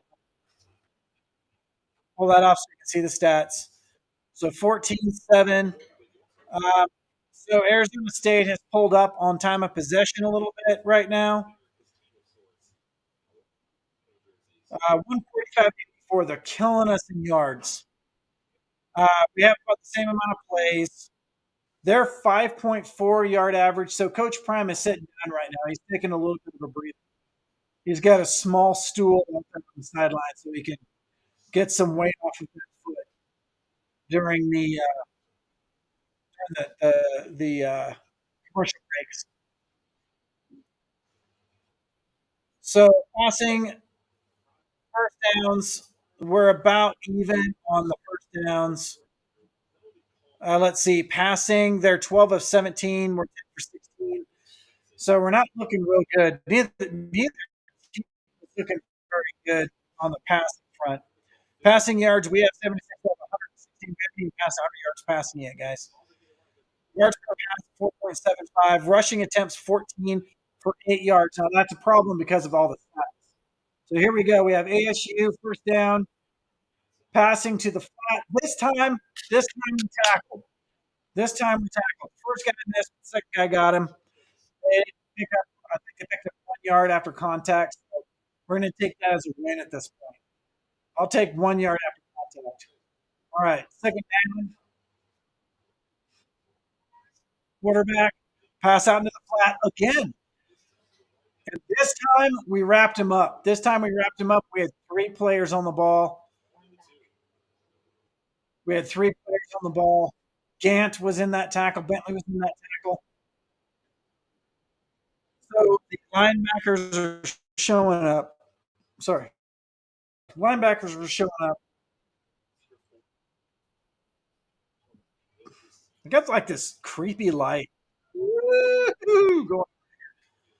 But if I don't do that, then you only see half of my face. So, all right. So we got third down and 6.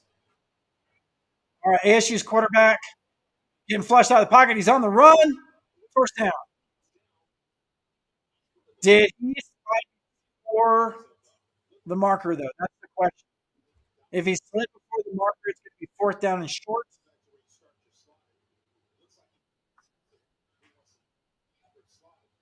Yeah, he may be short on this, guys. If that's the case, then we're going to get fourth down. It is. He got short. It's fourth down and 2. What are they going to do? ASU looks like they're going to go for it. At least that's the way they look right now. Woo! They're just going to try to pull him off sides, maybe. This is not. They're going to try to pull him off sides, and they're not going to do it. They're not going to do it. Punt the ball. All right, they're going to punt the ball. So they were faking a 4th and 2 just to get us pulled off. We were not going for it. Defense didn't move a stitch because they knew what was going on.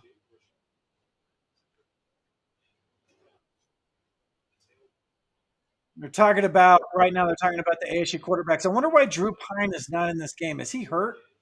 Anyway, we don't care about Drew Pine. So in this particular case, we held them. They're going to punt, and we get the ball back with a few minutes left in the half. So we have an opportunity to at least tie this game going into halftime, which would be really, really nice.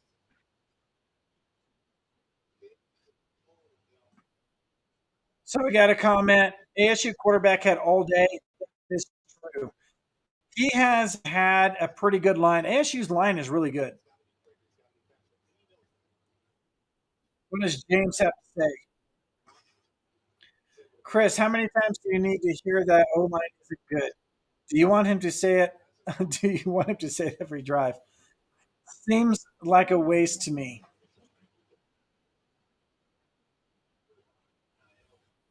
Yeah, the O line is tough, guys. It is.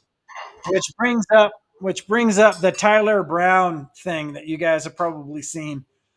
Obviously, you know this is something that is in the news now. Ted Walker, who is a receiver for North Carolina, received his waiver in the middle of the season. Oddly enough, because I guess North Carolina was holding some information from the NCAA, something nobody knows what it is. And so the NCAA came out and gave him the waiver, and he played into his game. He only had like 5 receptions for 37 yards, and that's one of their stud wide receivers. So obviously, all season they didn't play him a lot. But now that opens up the room for the Tyler Brown discussion and the fact that is Tyler Brown's waiver now going to be looked at again? And it should be. I know Tyler Brown said something like he was going to be pushing for this again, and I think he should because we really need him on defense. This is getting ridiculous, guys.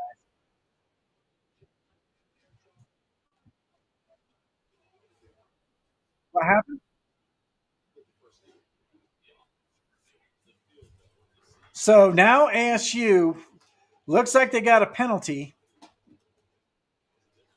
Dillingham, Dillingham, Dillingham, he's mad. Dillingham, he's getting all fired up. Oh, look at him, face is red. His face matches his shirt right now. Oh, he's mad. Oh, look at this. The ref is trying to talk to him. Holy macaroni. That's a lot of light, guys. How about over here? No, that's a good idea. I like it though. No, that's fine. Hey, but yeah, guys, right there, on the ground would be perfect. Right there, perfect. Thanks, guys. Appreciate it. Getting some more light in here because it's getting dark in Colorado. Finally, getting dark here in Colorado. All right, so now do we have here? It's 4th and 1. What happened here? Did I miss something? Did I fall asleep, guys? This this or this referee group is horrendously terrible. So this one play on fourth, it was 4th and 2. Then we went to break. Then we came back. There was a penalty or something, and then now it's 4th and 1. ASU was going to punt it. Now they're actually going to go for it on 4th and 1. Their offense is shifting around like crazy. Looks like they might be going into. Oh, they're going into a wildcat. Scatabo is going to take the ball. Scatabo used to be. Nope, he's going to punt. Wow, that was a crazy deal. So Scatabo looked like he was going to take it in the wildcat, but he ended up punting it. I think it was Scatabo that did that. I'm pretty sure it was. Scatabo, Bourget. I tell you what, these ASU folks, man, they got their names. Let's see what Taryn says. Taryn says the coaching staff gets, I want to say, outcoached every game is what Taryn says. And James, I think they did move the ball. It looked like they moved the ball 1 yard. There was a 4th and 2 before they went to break. Came back from break. It was a 4th and 1. I don't know. This is crazy. I think it's because it's on the Pac-12 network, and so the refs don't are like they don't even have a television station on them. Like the media is not even watching this. All right, so now we are back on offense, guys. So Quentin says trick plays are what ASU does. Yes, they are a tricky team. It's like a four-ring circus with Kenny Dillingham. At that time, they got into a trickery type of an offense and ended up putting the ball anyway. So I don't know what all that was about. So here we go. Shador in the shot, hands off to Hankerson. Hankerson gets 8 yards. Now we're back to doing it. Let's eat this up, guys. We've got 2 minutes and 53 seconds. Let's use every bit of that 253, and let's get a touchdown. All right, Shadur's passing. Passes over the middle to Jimmy Horn, first down. About 6 yards on that pass, Jimmy Horn, first down. Keep the clock running. Just let it run all the way down, guys. All right, here we go. Hankerson again. No. It's a trick play to Hankerson. Trick play. It wasn't trick play. It was a play action. It actually went to Jimmy Horn. Jimmy Horn out in the flat, got about 2 yards on it. So we didn't get much out of it, but we did get a couple of seconds on the clock. Shador in the shotgun. Fake to Hankerson over the middle. Jimmy Horn caught it for the 40. Nice job. First down. All right, guys, you got to slow it down just a little bit, though. We don't want to give them the ball back. We've got a minute 51 left. Hankerson in the backfield. Ball Hankerson out into the flat, running for some hard yardage. 3 yards. Guys tugging on Hankerson like a wishbone. Wow. What a great pass by Jimmy Horn, and he even knew that he was going to get the lights hit out of him, too. Oh, here we go. Another ASU player on the ground. Go figure. Go figure. All right. Now, who was that said that they were faking injuries to slow the ball down? And I said, if it happens again, who was that? Jump up in the chat again. Because here we go. We're bearing down on them, and there's another guy down. Yeah, James says if we slow down too much, we might not score. That's true. But at the same time, I don't want to give ASU any time on the clock. So MC says ASU is playing games. Can't respect it. This is kind of like starting to look like a little like the CSU game.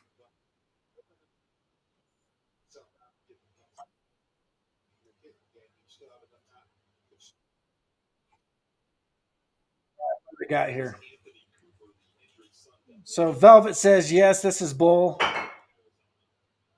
So we're gonna take this little bit of a break here and get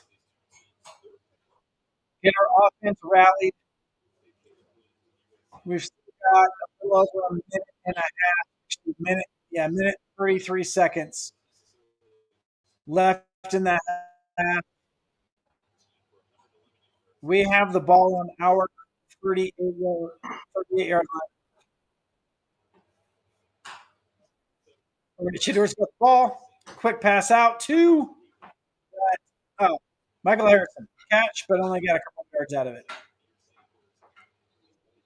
And there's a flag on the play. Go figure there. Oh, we may have a roughing the passer penalty on their defensive line. If that's the case, then that's going to work out to our benefit, obviously. Personal foul, roughing the passer. Yes. All right, Fedora, way to hang in, buddy. He's getting hit a lot in this game. Wow. Oh my goodness, that was a. So this defensive lineman Green picked up Shador and put him on his back. Shador's head back hit the turf. That was a nasty hit. That was a nasty hit. Oh, seize the day again. Welcome, seize the day. I remember Shador saying he likes playing with their backs against the wall. I wish he hadn't said it. I hope they have a blowout in the second half. I think they will. All right, Shador's got the ball. Oh, Shador's got lots of time, guys. He took every second that he could, but we missed the pass. Miller dropped the ball. Too bad. So now we have 2nd and 10.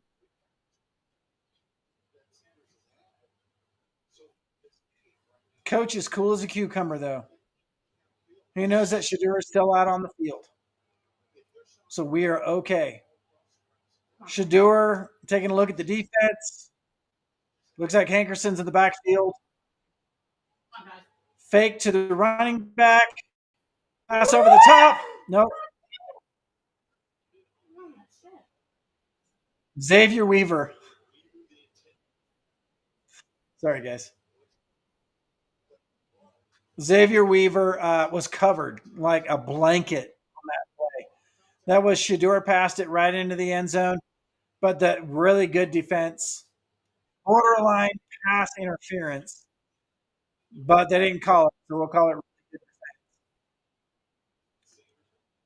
So here we go. Third and 10. Oh, who called it? Timeout, ASU. Oh, man, I need a break on that one. Good gravy.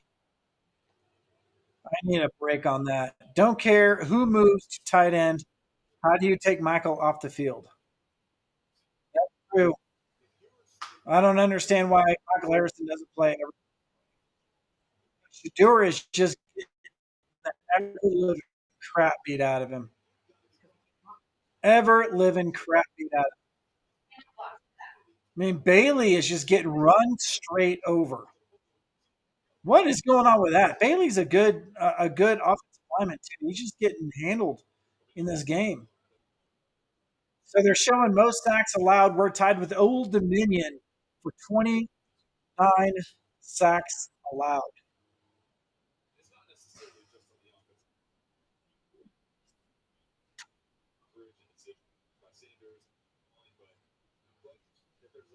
Wow. Yes, yeah. Bailey is so Bailey is getting run over, and I know Bailey is a good offensive lineman too. This defense that ASU is bringing is just studs. All right, here we go. Shadur, third down. Shadur on the run. Shadur on the run. Oh my goodness! Touchdown, Shadur Sanders. Look at that, and he's doing the watch thing. He's doing the watch thing. Holy mackerel! So So the folks that are in the room with me here aren't familiar with the watch. Sanders is like that to the ASU students. Yeah, so he ran. He basically did this all himself. They could not. One of the defensive backs couldn't catch him. Tried to wrap him up, couldn't get it, and he ran right through. So we're going into halftime. Looks like we're going to be tied. We still left almost a minute on the clock. So hopefully the defense has got to show up here, and we're going to go. Woo-hoo-hoo-hoo-hoo-hoo, man.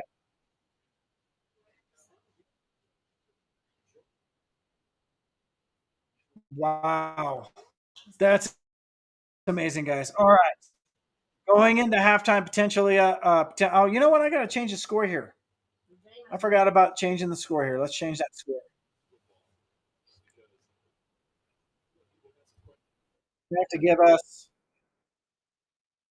We have to give us some credit here. All right. Well, what the heck is that? So throw some stuff down in the chat, guys.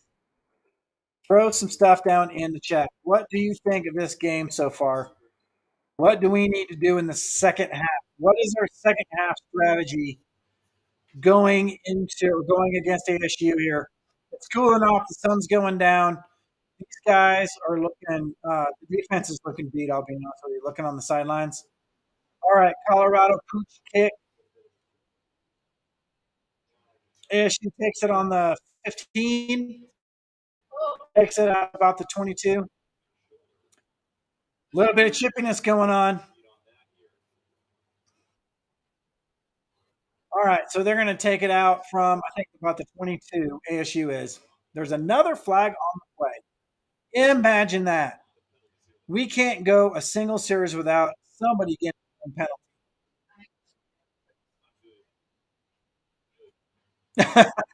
Legion, when you come out with sparkling gold face mask, you better have the game to back it up. Well, you know what? We haven't shown it in this game yet. What do we got here? Ah, man, we got a personal foul penalty. So now that's going to tack it on to that 22. So now they're going to have it like the 30. What is that going to be? 37?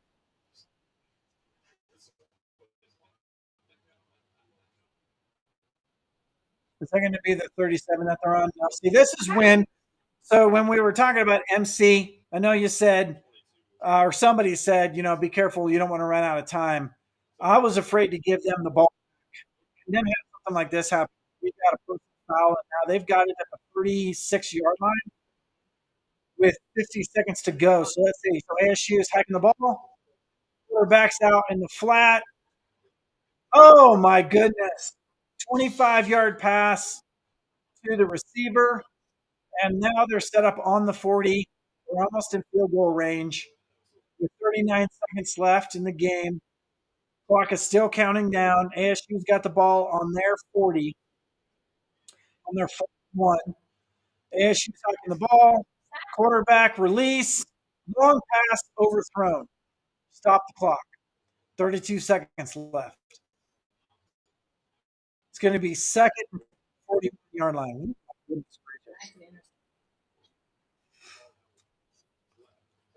Yeah.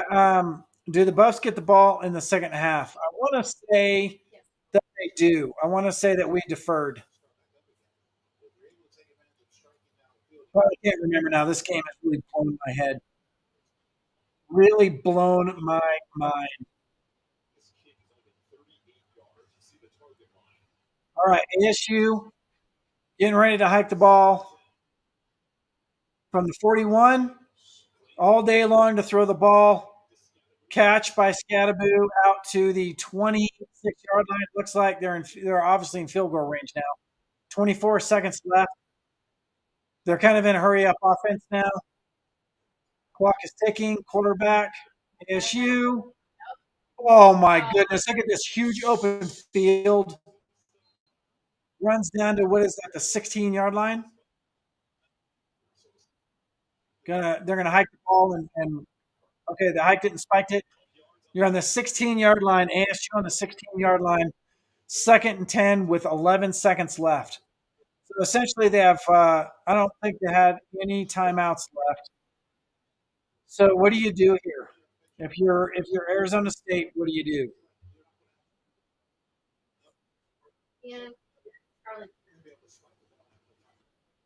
What do you do here? Or they put their quarterback Borgay out there. It looks like they're going to go for maybe a pass out. I'm going to say a pass out to the flat, possibly, so they can get close to the sideline. Or are they just going to throw it right to the end zone? That's what they're going to do. They're going to throw it right to the end zone. Overthrown. 6 seconds left. They're going to kick a field goal.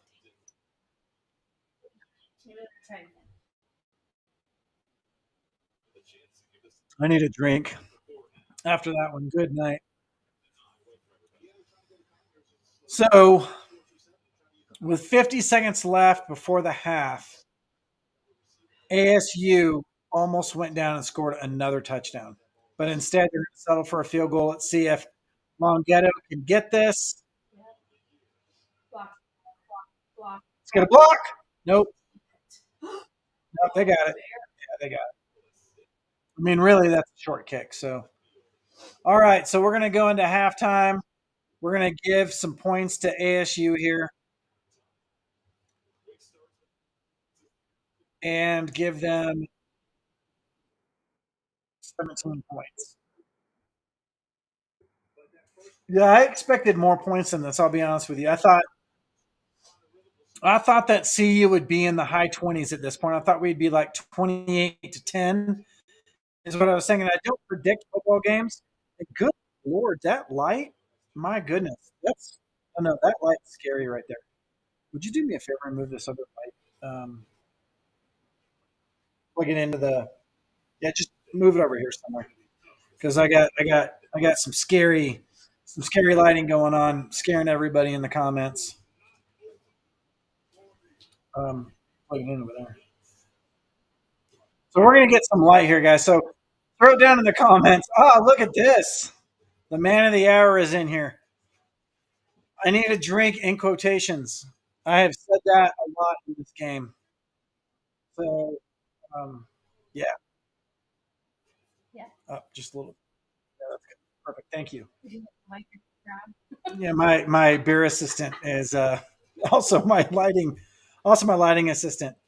It's causing some crazy stuff on the. Um, can you pull it back just a little bit? It's causing the. Oh, yeah, it'll be fine. It'll be good. Yeah, that's fine. That's fine. That's good. You did good. I don't know what the heck. Like I don't. I'm not a lighting tech. I have no idea what I'm doing here.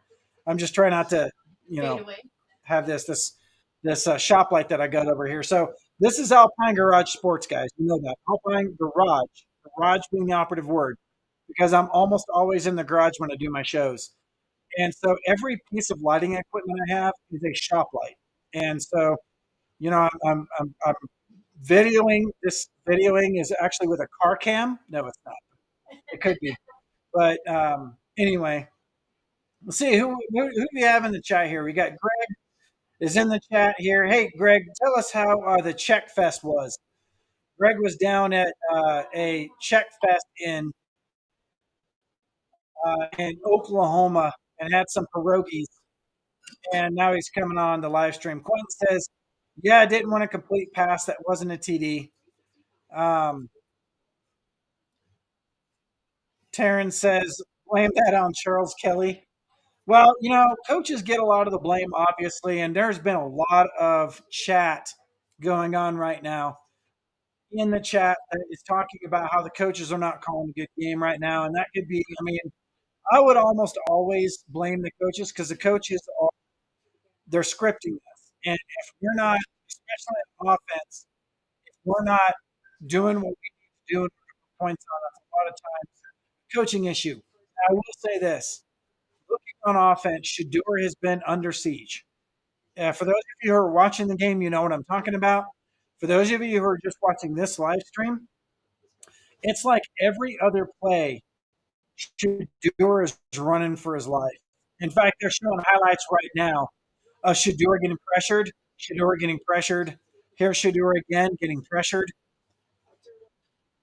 And there's Shador again getting pressured. So they're even bringing it up that if we if our front line could hold off the ASU defensive line, and I do want to say this though, that the ASU defensive line has been giving everybody fits. They gave USC fits too. So they have some good players there. But we've looked like this every single game. And if Shador just had a little bit more time on those, we'd be up by another 14 points probably. It'd be 28-17 is what I thought it was going to be 28-10, maybe 28-17 if our line could do something. So blame that on Charles Kelly. We have a comment here. It says the defense is playing horrible. Defense is not playing good. I will say that. I have not seen McCaskill yet. He may have been out there on some plays, but right now Anthony Hankerson is our number one rusher. I'm going to go over here and pull up stats, guys. So I'm gonna quell the comments. Keep putting comments in because I'm going to go back to the comments. But let's look at the stats here for just a second. Let me get over here to my right screen, and let's look at the. Let me refresh this real quick so I can see if. There we go. We were just refreshed. So going into halftime, this is what the stats look like: 17-14. ASU is ahead. 16 minutes and 14 seconds for ASU versus 13:35 for Colorado. 202 yards of offense for ASU, 150 for Colorado. We have actually run more plays with a lot less yardage. Our yards per play, 3.8 versus 5.6. They've been running 5.6 all game. First downs, dead even on first downs. Rushing first downs, 2 versus 2, dead even. Penalty first downs, we've had 1, they've had 2. Efficiency here. This is a big step. Look over here, right there. Third down efficiency. Third down efficiency, 2 for 8. We are not going to win the game at a 2 for 8 third down efficiency. Or I'm sorry, yeah, 2 for 8. ASU 4 for 8, so they're 50%. Man, we're 25% on third down. Red zone success, we're 2 for 2, they're 2 for 3. If we can get it down into the red zone, we score. Brian Bosworth is on the Dr. Pepper commercial, by the way.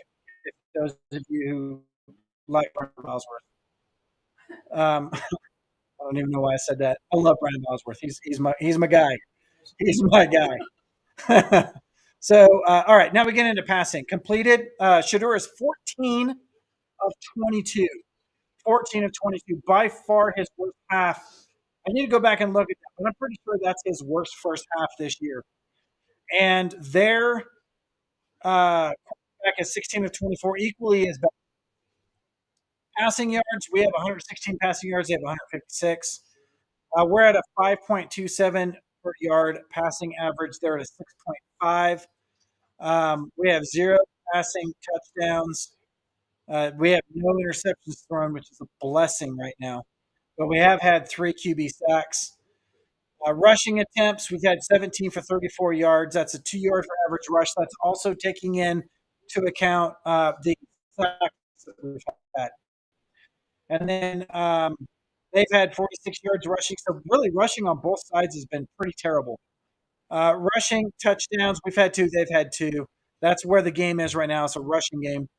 Penalties, we've had 6 for 45 yards. They've had 5 for 50. So as you can see, put those together, that's 11 penalties for 115 yards. I'm sorry, that's for 95 yards. So that's 11 penalties for 95 yards. So it's been a very heavily penalized first quarter. Now let's go and look at individual player stats. Let's go to individual player stats here. Hang on one second.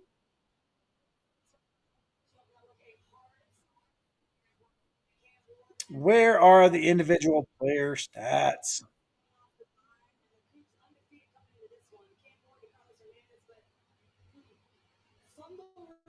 I don't know where those went, but the individual player stats should be coming up here any second. But I want to say that Hankerson, there we go. Let's go to the match page. Nope, let's go into the stats page. Nope, none in there either. All right, so I'm not sure where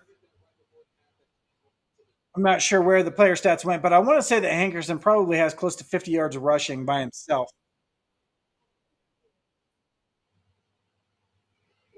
Let's see if I can find those stats. For some reason, they hid the stats on me. If anybody knows, throw it down in the comments. Does anybody know how many yards Hankerson has?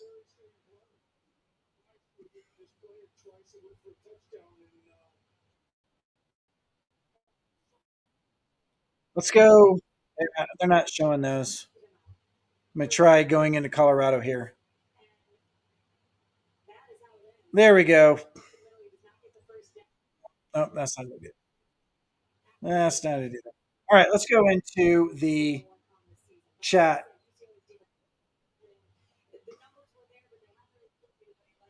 All right. This game should have never been a cakewalk. I just expected CU to play better totally as a team.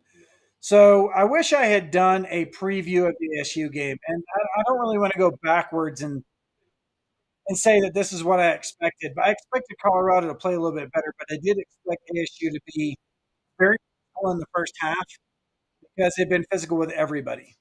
And Kenny Dillingham is generally a good play caller, and so at that point, I think that they could get us in the first quarter. We are very good at the second half adjustments, though. So Martell comes in and says the O and D lines looked horrible in the first half. Too many dumb penalties, and most Colorado players aren't playing that dog mentality. So I will say that the tackling has been terrible, and but we have been doing a pretty good job on the pass defense. The run defense hasn't been so great, and we haven't been tackling very well. Let's see what MC has to say. Halftime adjustments have been one of the strengths of the coaching staff, so expect a better performance out of the gate. I do too. We start to show signs of brilliance in the third quarter, and then in the fourth quarter, we just come flat alive. We're just super alive in the fourth quarter. So Troy gave us the stats for Henderson: 8 for 39 yards. So not as good as I was expecting, but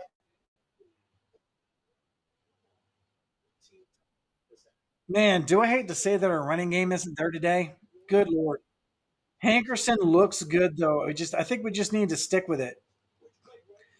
Curls is in here. Kingston Curls is in here. So hopefully we'll bring it in the second half. I think we will. We're a second half team. And then William is in here. William says defense needs to wrap up. Shador needs protection. He's also got to be a little confused. Hopefully Shador comes into Brady in the second half. So obviously he's famous for saying that he goes into Brady mode in the second half or when they're down. And I would expect that in this game as well because their defense is not playing good either. I mean, other than their defensive line, their defense is not playing as good as we would have expected them to play. And even though their defensive line is looking like, let's see, another factor in this game, officiating is slowing the game way down, which is benefiting ASU. I completely agree. There is two or three different situations where, which I had never seen before in a game, or maybe I haven't seen it in a long time, where the officials could not get together and come up with a decision as to what was going to happen. They even went out to commercial break on one of them and came back and had already made a decision on it, and the yardage changed. It was really strange. I hadn't seen that before. Alyssa Miller says Oregon had to be worse for sure, right? It could be. I need to look that up, but it's possible. But this is a pretty bad half for Shador.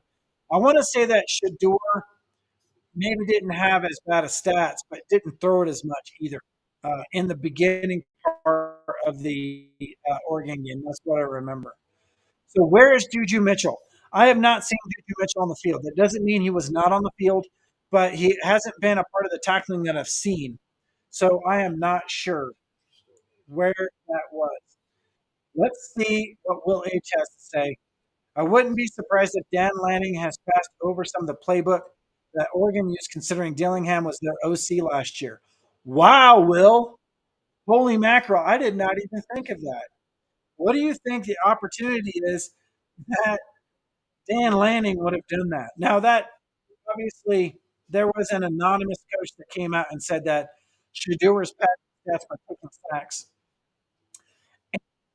People are throwing out there that they believe that that was Dan Lanning that said that because it seems that Dan Lanning is on the hook for everything that happens with anonymous, you know, coaches against or slanders against Sanders, essentially. And in this particular case, I wouldn't doubt it if it was him. But then to have Lanning go and give some of the playbook that they used to Kenny Dillingham, that would be funny if that happened. We'll have to watch the headlines when this whole thing is done because, Will, I think you may have actually just made a headline. Let's see. MC says ASU gave USC work, so cakewalk for this game was always wishful thinking. Yeah, I think I saw that one. I think I pulled that one up before. So we've given up a lot of yards. We haven't given up 100 yards of penalties. But if you double, if you take the penalties that we had in the first half and you double them for the second half, we would have given up 100 yards on offense or 100 yards to penalties. So MC says a lot of bad penalties, so they're catching up. Curls on this.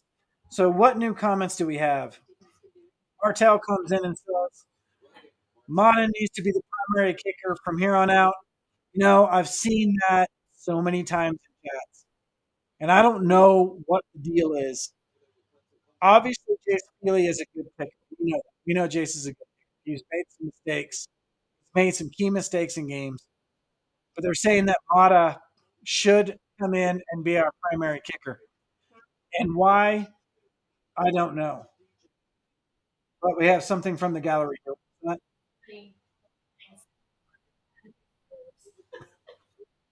I'm not going to repeat that. I'm not going to repeat that. The gallery in the house is going to be muted. All right, so here we go. Second half will be this, like in every game. So I don't even know.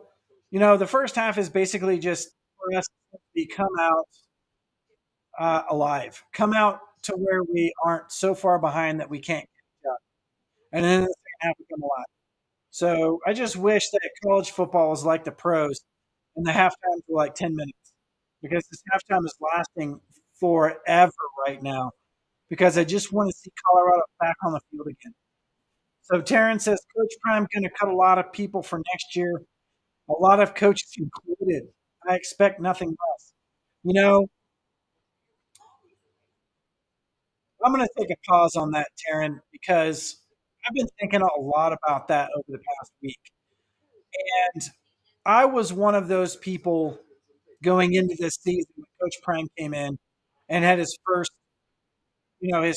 coaching session with the team where he pulled everybody in and he said, listen up, a lot of y'all are going to end up not here. Actually, paraphrasing, obviously. And then I was like, holy mackerel, here we go. We're going to mix the team up. 1-11 can't happen again. I knew watching the Colorado team from last year that there were a lot of really good players still on the team. Hang on a second, guys. I think a bear got in the house and is I think the bear is trashing everything in the kitchen. Is that a bear or is it an 80-pound 12th grader or 12-year-old? Something like that. I don't know what's going on in this house. But I was one of the people that was like, okay, so there's going to be some turnover, but I didn't think it was going to be as big as it was. Then when I saw the turnover happen, I was like, okay, we're going to start from scratch. And Coach Prime is serious about taking this thing straight through, and we're going to be a brand new team this year. Brand new coach staff comes in, and we have to gel those coaches together. Most of them hadn't played before, except for the ones that came from JSU. And then also all of our team came, and some of them played at JSU together, obviously, but most of the team hadn't played together. So this is going to be the first half of the season was going to be interesting to see what our record was. And I had thought that we were going to go and beat Oregon and go into USC undefeated, which did not happen. So 3-2 is close, and we're there now. And Taryn brings up that coach is going to do this again next year. Well, he's not going to be able to do it to the same extent. And I think we have a lot of really good players on the team right now and a lot of really good coaches. I actually think a couple of our coaches may get their contracts bought out and taken to other teams. Even though we, in this game right now and in the heat of the moment and special times during the game, we want to say that some of these coaches aren't fit for this team. But there are other coaches that are also being looked at to take on um, major coaching roles, maybe OC roles or defensive coordinator roles or even head coaching roles, just based off of the fact that we took a team and coaches, and now we're 3-2 in a very, very, very good conference. So I don't want to get too down on the coaches right now, guys. And I didn't want to take Taryn I didn't want to take your comment and like have this big long spiel about it. But I'm through those cycles like everybody else. It's like, man, what's going on with these coaches? Why are these coaches, are these coaches going to be around next year? Are we going to fire a bunch of coaches? Or are these coaches going to get their contracts bought out by other teams and they're going to move up and take on different roles? Let's not get too excited, guys. We haven't even played most of the season yet. We're right at the halfway point, and we don't even know if we won this game yet. So if we win this game, which I think we will, then we're going to be what is that, 4-2, and 4-2 is a very good, very very good. A lot of people didn't think. Obviously, that beats our under over for wins going into the season. So at that point, you can say that the coaching staff probably needs to go, but a 4-2 team is not bad. I'm just going to say that. Okay, off the soapbox. But I do agree with you, Taryn, that right now, looking at this game, I don't know. Our coaching staff looks suspect.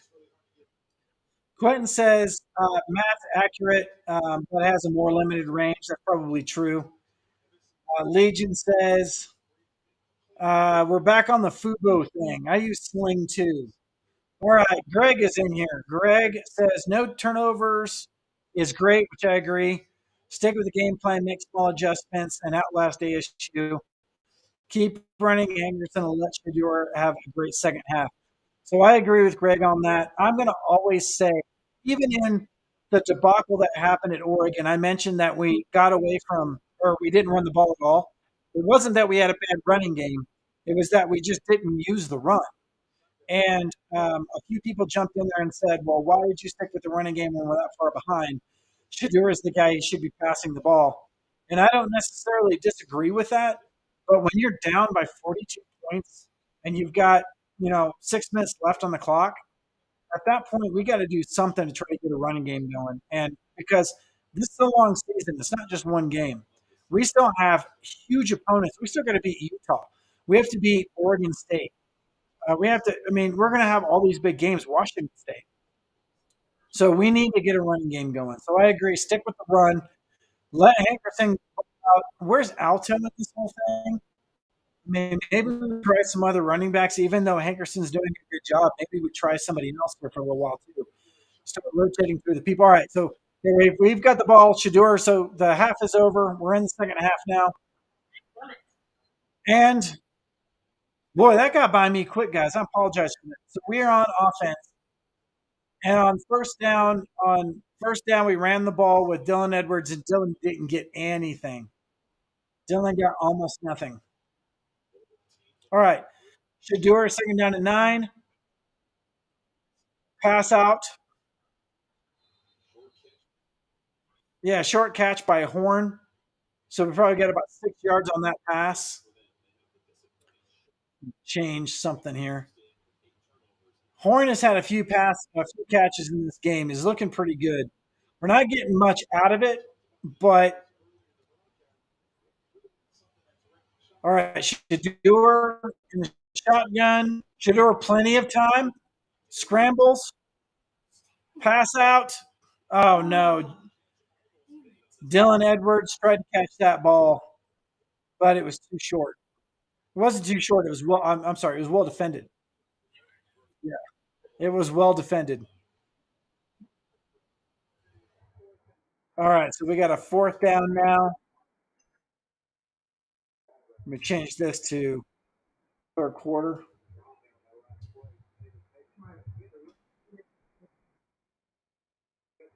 23rd quarter.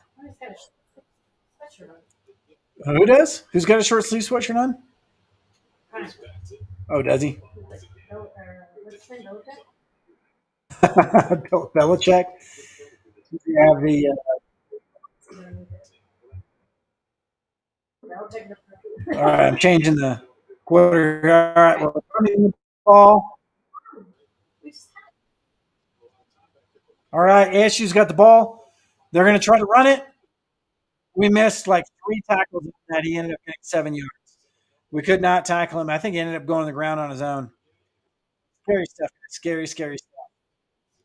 So we didn't start first series out of the gate. We got 0 out of it. We got nothing. We didn't even look good. So now ASU's got the ball. What say you in the comments?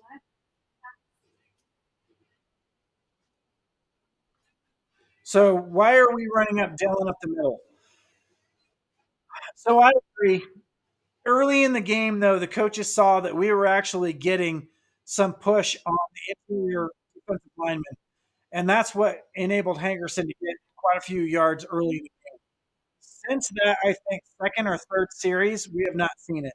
Our offensive line has not been able to duplicate that, and so I think they're trying to get Dylan into the second layer of the defense where he can cause some problems. But I agree. I'm still trying to figure out where everybody else is. Where is Alto? I think I'm gonna tape that onto my forehead right here because I've heard it, seen it in chats, and said it so many times over the past 3 weeks. Where is Alto? I mean, it makes me feel like maybe he's not fully recovered yet, but I haven't seen anything. If anybody's seen anything about Alton still being hurt, put that in the comments. I have not seen that. So, so Mailman says it's like a heart attack waiting to happen. Yes, and I'm over the age of 50, so a heart attack is probably more for me than for most people. So Aaron says the offense is too fast for the line. It needs to be slowed down. I agree with that.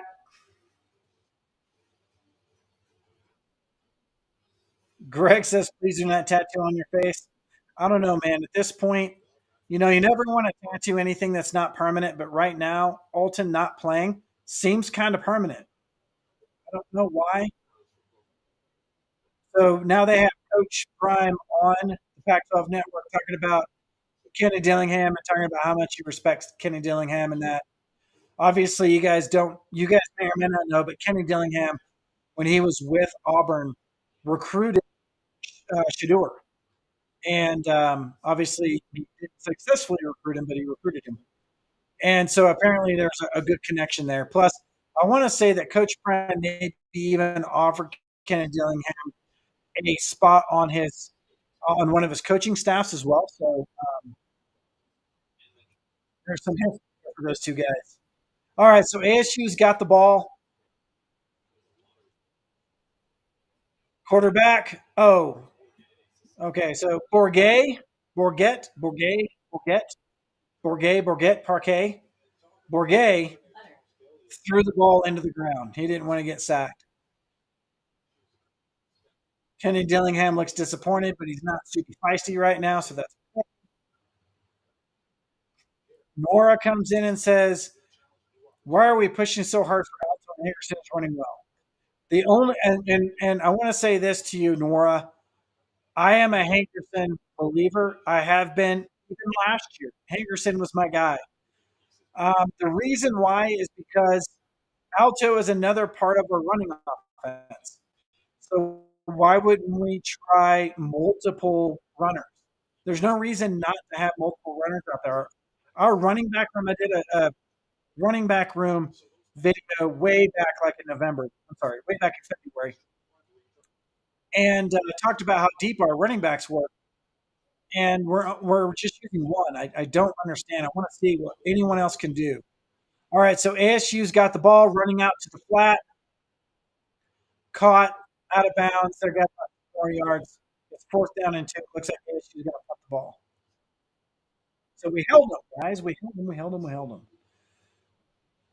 Let's see. Larry comes in and says, "I believe coach is going to value weight his coaching staff at the end of the year when he's ready to get rid of some players. Probably yes. Coach is not shy.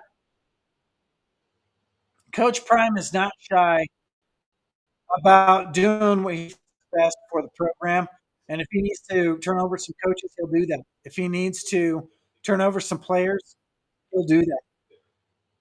He also knows that because they are successful this year, because we're a winning team, his coaches are going to get pulled from him as well. So it's a revolving door. Coaching is a revolving door. I mean, there's not a lot of loyalty there because you're either going to, it's like a coach says, what does he say? You're either going to elevate or terminate.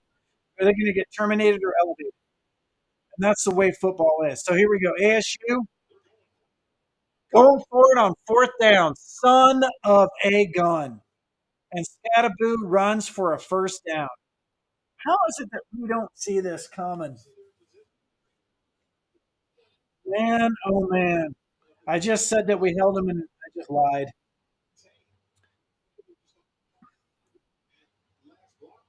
Okay, let's see.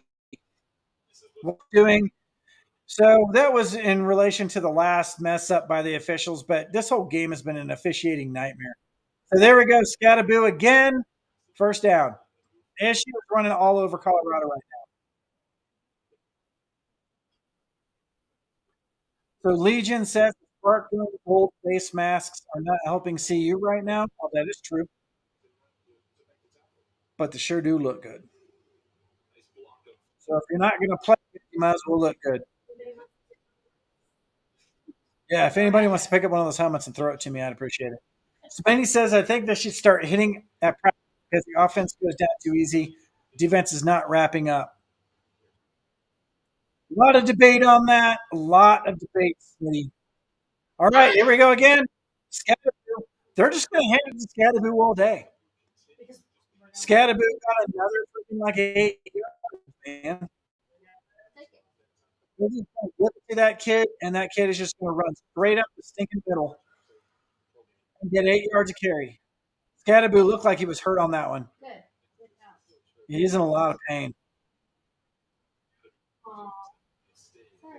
I don't know, man. That dude looks like a 70s throwback. That Scatterboo guy, he looks like a 70s throwback.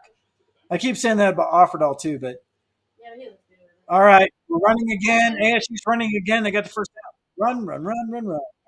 Run all dang day. I mean, at this point, let's just stack the box and make them throw. All right, another flag. Terrence's coach prime has been subtle, but he has been talking about the coaching. All right, it looks like Arizona State got a penalty. Arizona State got a flag. So they're going to be pushed back a little bit.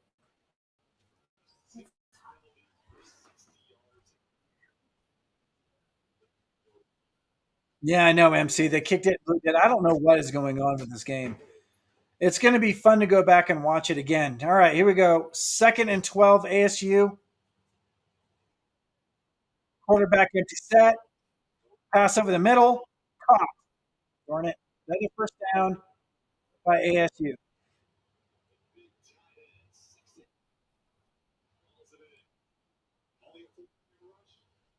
Okay, ESPN is showing McCaskill questionable due to injury. So thank you, Greg, for looking that up. I appreciate it.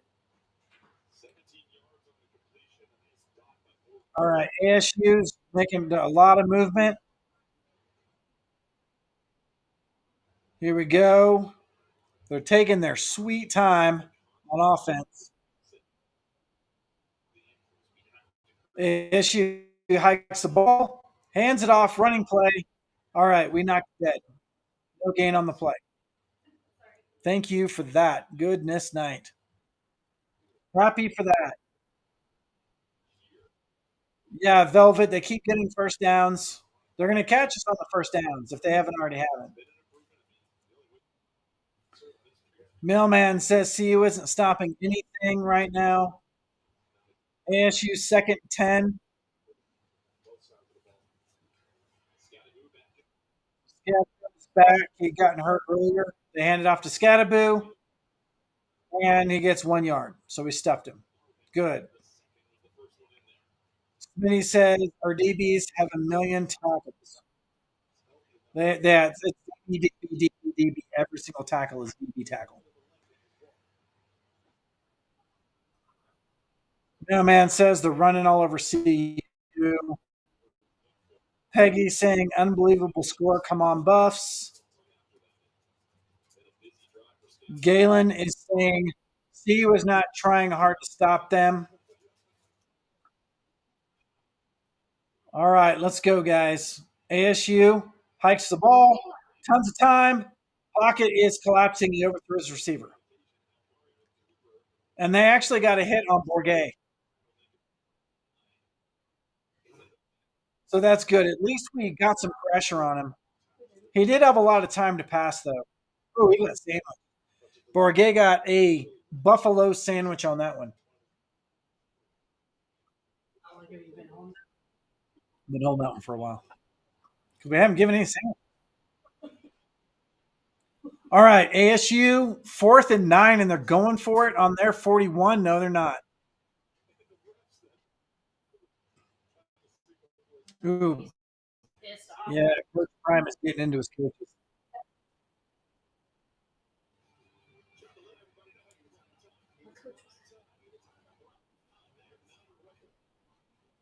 All right, Coach Prime. Coach Prime calls a timeout. Woo, man. Yeah, Coach Prime is not happy right now. I guess we'll have to wait to the fourth quarter to look good. Maybe it's not the fourth quarter yet. We can look good now. Come on, guys. But we always look good in the fourth quarter. Mailman, yeah, they finally hit the quarterback. They hit him.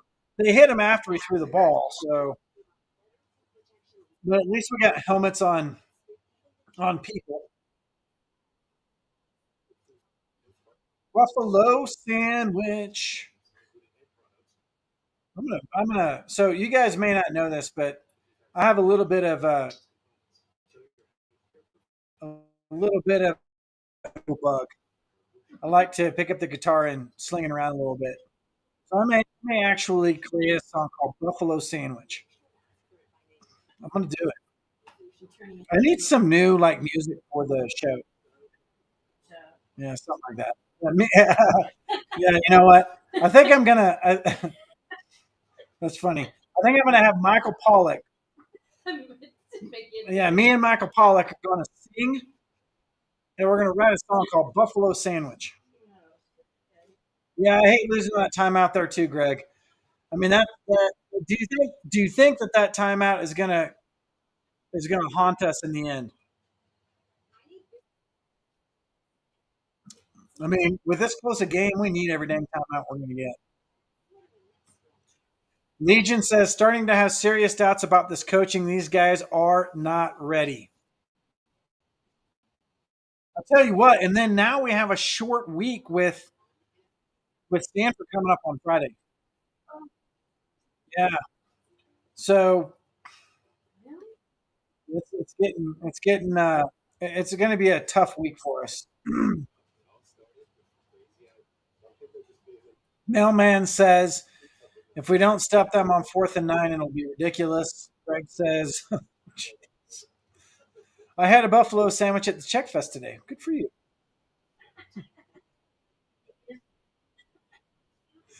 Steve was expecting Shadur to win it for the team. Yeah, when you gotta rely on one person to win a game. I love the fact that we have that one guy.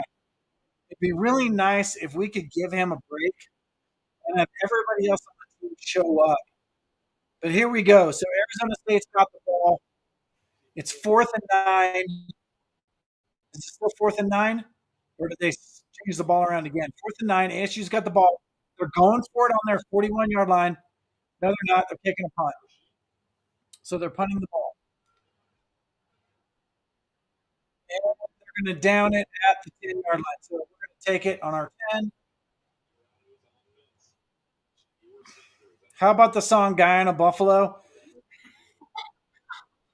So Greg says, how about the song called Guy on a Guy on a Buffalo, break your gun on a stump.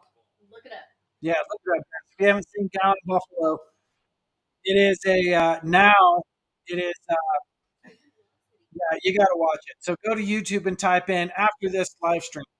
Go on YouTube and type in Guy on a Buffalo. There's like 5 episodes of Guy on a Buffalo. Absolutely hilarious. You got to watch that. Uh, Greg says it very well could tight game on the road at night. Yeah, you want those timeouts. That is true. Nora comes in and says, "I have a feeling some of these coaches are being looked at just as hard as these players." Absolutely. Mailman says, "Starting to have doubts as well of the coaches." Alexander says, "Calm down, people. Let the game play out because we still have time." And we are the fourth quarter team. If it was the opposite and we like were really bad in the fourth quarter, then I would understand that at this point, we would be a little bit more critical. But right now, just the problem is that in this third quarter, we don't see anything different that we've seen in the first and second quarter. So any adjustments that we made at halftime aren't showing yet. That's the scary part.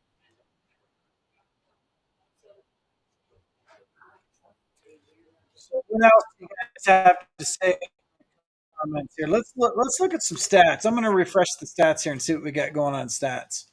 I'm always worried about time of possession. The time of possession is a little bit scary for me. See if that refreshes that.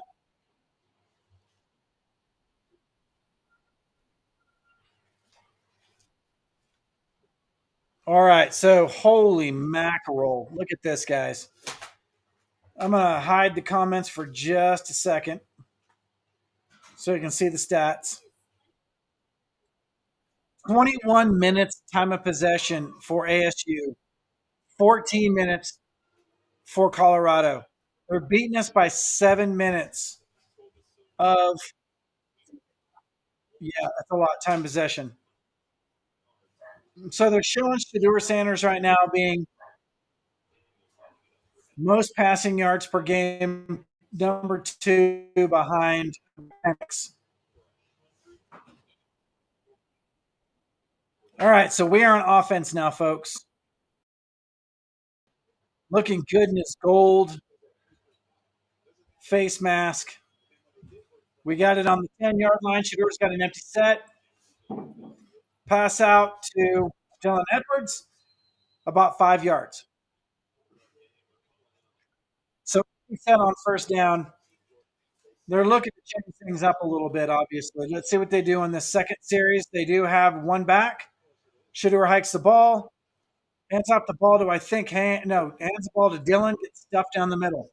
All right, guys, let's see it in the comments. Why are we running Dylan down the middle? This guy Green on the defense, ASU's defensive lineman Green, is just throwing Dylan around like a rag doll. Yeah, Coach Prime is sitting on his chair, not looking too happy at all about this. Shador has the ball, good pocket, out to Horn. Horn picks up a first down. That's a 15 to 20-yard play right there for Horn. Showing some life. Jimmy Horn? Yeah, Jimmy Horn. We know Jimmy. Jimmy's one of our Ford guys. Yeah, he's very respectful. So my wife, Mandy, had spent a lot of time with Jimmy Horn at a Ford event. Jimmy Horn is a very respectful young man. Oh, Xavier Weaver caught the ball out on the left side of the field, got 8 yards. Second down. Second 3. Shador, play action. Michael Harrison out to the flat. Michael Harrison first down. Michael Harrison picks up the 3 yards that we needed. He actually ran across the flat towards the end zone, and then at the very last second, cut up. Oh, and guess what happens, guys? What do you think happens now? Player injury or ASU? Rubbing his calf. 2 coaches there whispering to him. Yeah, doing a good job. Appreciate you picking an injury so we can slow the ball down. Put it in the comments, guys. Put it in the comments. Put it in the comments. Let's see it. Another player down. So they watched the CSU game. Kenny Dillingham, he videotaped the CSU game, and they're faking injuries left and right. I shouldn't be saying that. I'm going to because I don't care. Let's see what Mailman has to say. It's amazing how many opponents do the fake injury crap to slow CU down. It's ridiculous. Well, now it's part of the playbook. So now every single team is going to put it in their playbook, and they're going to put players out there, and it's a good way to sub, and it's a good way to slow the game down. So what the heck? Come on, man. What does Smitty have to say? Every time we're moving the ball, the fake injuries, yes. So let's do this. On the next series, it probably won't happen again on this series, but on the next series in the fourth quarter, when we're driving, we're going to call down that they're going to take an injury out. I'm going to do that. I'm going to see if I can do that. If I do that, I need a super chat for like $100 if anybody's good for that. But first, I have to call it. If I don't call it, I don't want it. But it's going to happen.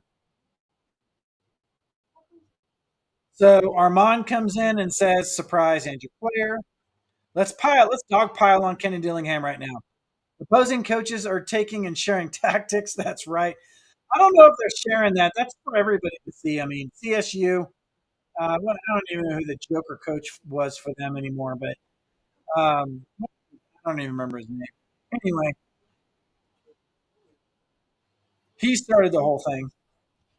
DeVera says fake injuries stop the momentum. Yes. This is football flopping, says Velvet. I agree with you. That was a flop. We don't need any more flopping out there.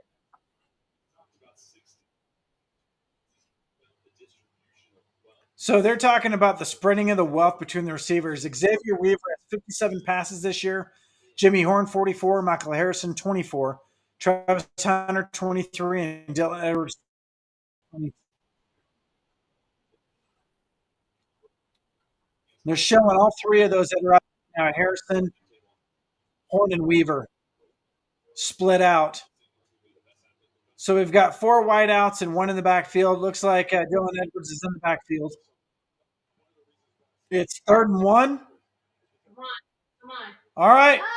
Oh, there you go. That's what I'm talking about. That's how you use Dylan Edwards. So it was a shuttle pass out to Dylan Edwards. Not really a shuttle pass. It was just a. What do you call it? I don't even remember. Yeah, out to Dylan Edwards. Dylan was in the backfield, walked out about 3 yards, and got a first down. So Dylan Edwards for a first down. Shadur, quarterback, good pocket, open. Oh no, overthrew Harrison. Harrison's hands went up on that. I wonder if he even saw the ball. I don't even know if Harrison even saw that ball, but it was a little out of his reach anyway. Let's look and see if Harrison even saw the ball. Yeah, he saw the ball. It was just overthrown, simply overthrown. A little bit more air underneath it, and I think we would have had that. Let the receiver catch up to the ball. That's okay. 2nd and 10. Yeah, Michael Harrison looked like he was apologizing on the sidelines. So Shadur back in the pocket again. Pocket's collapsing. Another pass over the top of Dylan Evans. Dylan can get up there and catch that thing. A lot of people around Dylan at that time though. And as you know, Dylan's not that tall a guy, so I don't know if he had a hard time seeing the ball. Hey, it's okay. The peanut gallery is getting a little crazy in the house right now. All right, here we go. 3rd and 10. Shadur's got one back. Hold on. Shadur's changing the play. Hankerson is the back. Oh, no. Oh, Shadur got absolutely hammered. Oh, my goodness gracious. They sent everybody on that. Shadur got up off the ground. His pads are all janked up. His jersey's got grass all over it. Oh, my goodness gracious. Looks like he might have even fumbled the ball. So we got the ball anyway. So, holy macaroni, guys. We just got it handed to us on that one. All right, so we are punting the ball. Let's see what we got here. Good air under the ball. Fair catch at about the 17-yard line, 16-yard line. So at least we got them pushed back a little bit. They have a long field. Let's see what you guys have to say about that. Their linebacker sniffed out the screen there well. Yes, good play though. Love the screen on 2nd and 10. I totally agree. We just didn't get the ball where we needed to be for Dylan to run. We got a flag on the play. Who is this going to be against?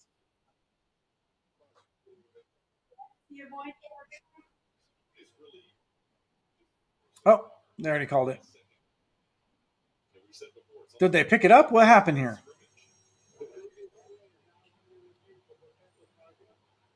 What? Targeting. So they're looking at the last play for targeting. No. No, it was a punt. And I didn't see the hit though. That's the problem. So now we're looking at the screen right now. Hopefully they will replay this. Come on, Pac-12. Pac-12 Network, get it in gear. All they're doing is showing the two coaches. They're not showing any of the play. This is terrible. The Pac-12, come on, there we go. All right, here we go.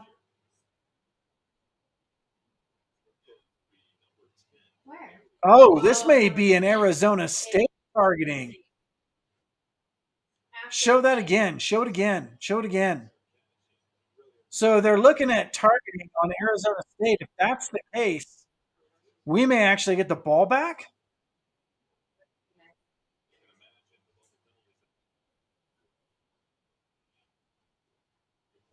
Wow. Hold on a second. Let's see. Oh, that's targeting. I finally saw it. Helmet to helmet, and he launched. Watch this. Targeting is helmet to helmet, or I should say a helmet first and launching. Watch. He comes back. He comes back, lowers the helmet, launch. Targeting. I mean, I don't want to. We don't want to see that, obviously. I on Yahoo.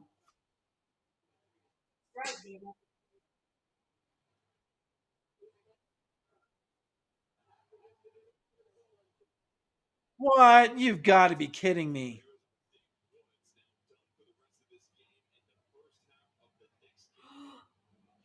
Yeah, so they ejected Woods for targeting, so he's out. But it looks like Arizona State keeps the ball.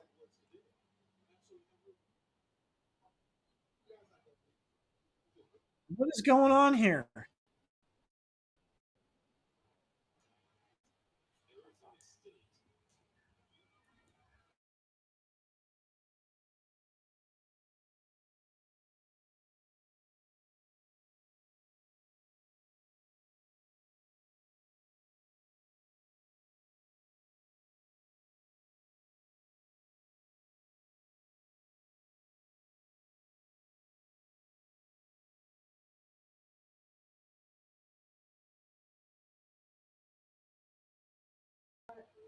Oh, sorry, guys.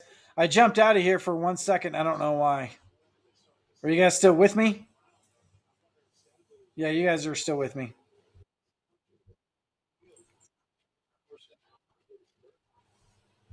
Let's get down in the chat a little bit here. Sorry, guys. I had my software went crazy on me. All right, thank you. Appreciate it. All right, so now we got 1st and 10 Arizona State. Hand off to the running back. We wrapped him up, and we wrapped him up with like four guys, and he still backed out of it and got 3 yards out of that. I don't know, man. He that they're playing super physical. Their running back was Brown, and he got stopped by four of our players. They had him all wrapped up. He literally picked up the entire thing and moved it.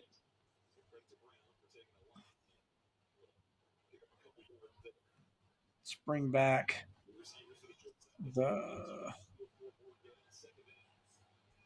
Here we go. All right.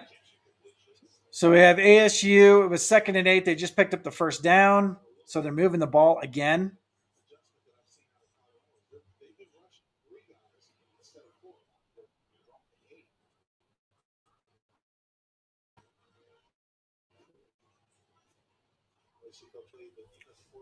Let's refresh this. Exactly right. That's what I'm talking about right there. Right, Yeti? Come on, D. Let's go. All right. So 1st and 10, Arizona State at their 31. Hike the ball. Get him, get him, get him. Oh, pass out to Flight. He did not catch it. He tried to run with the ball. The ASU running back Brown tried to run with the ball before he had the looked oddly familiar to one that we had earlier. Yep. Yep. We get really everybody's getting really excited when they have the ball in their hands at this point. 2nd and 10 ASU on the 31.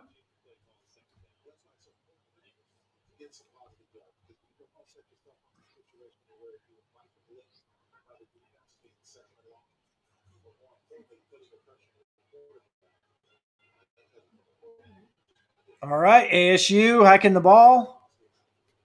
Put Scatabo in motion. He's trying. Oh, he goes down. We got a sack. Yes. Who was that? Arden Walker, I think, actually got that sack. He did. Nice.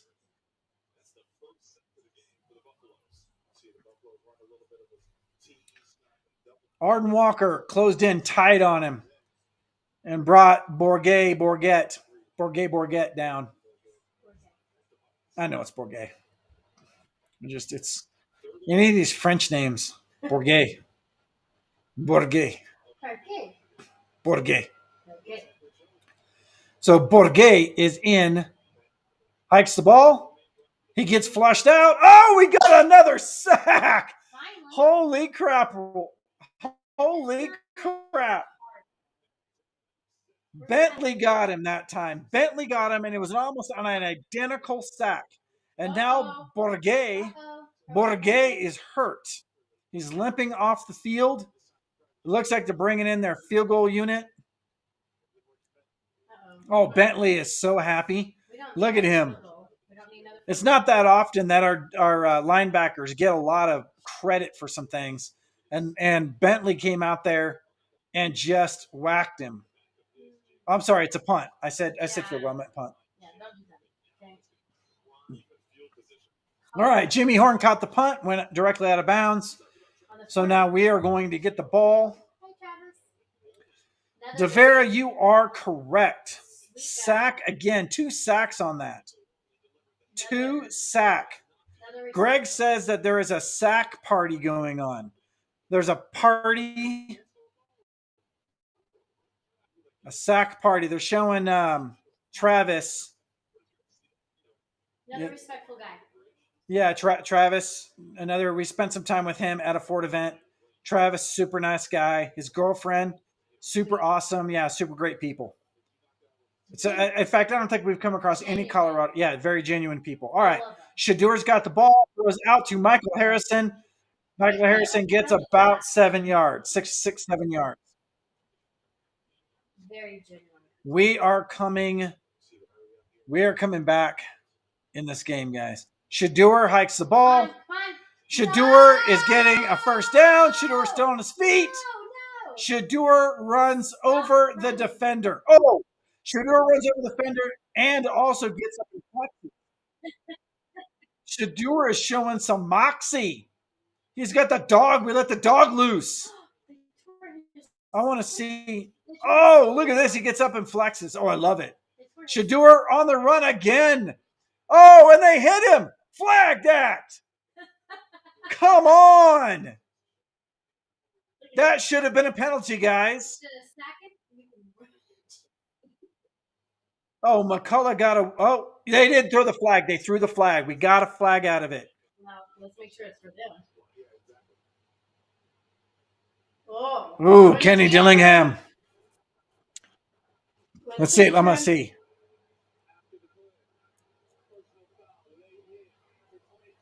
Ready? Here we go.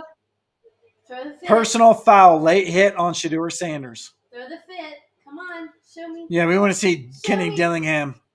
Oh, yeah, that's a late hit. That's a gross late hit, too. That's because our quarterback can run. Wow, okay. Things are working for us now. The penalties are working for us. The defense did a good job with the stop. Our offense is showing some moxie. Shadur is taking it upon himself now. We're ending the third quarter right now. Shadur got the ball off. It's a pass. Oh, no. No, a Marion Miller was overthrown by Shadur in the end zone. Too many overthrown passes. Wow, that was close, guys. All right, so we're going into the fourth quarter. We're going to the fourth quarter. We're behind, but we have some momentum going into the fourth quarter. So we're looking better. We're gonna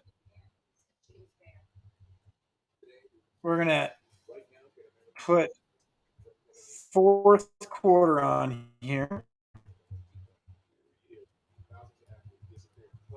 Hey, I'm keeping up with this better than I did the last game. For those of you We're here during the last game, keeping the score right, keeping the quarters right. At least I think I do.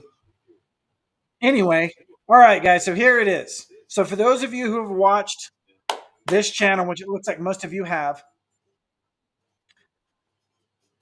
we talk about all the time that Colorado scored more points in the fourth quarter this year than in any other quarter by a long margin. In fact, the double the points from the first quarter to the fourth quarter. The second thing is that we have held our opponents to the least amount of yardage in the fourth quarter. Oh, I'm sorry, not held them to the least amount of yardage. I'm sorry. Held them to significantly less yardage in the fourth quarter than we have scored. That bodes well for us, and I'm going to call that shot right now.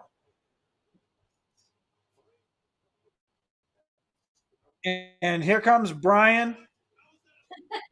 We are a fourth quarter team. Remember, says Brian, we are a fourth quarter team. Who's that? The family is loving this Buffalo Wild Wings commercials. Who's the player? All right, Brian, I'm going to see if I can get this right. All right, ready, Brian? We're going to do 3 of Brian's comments in a row because Brian set this up. Ready?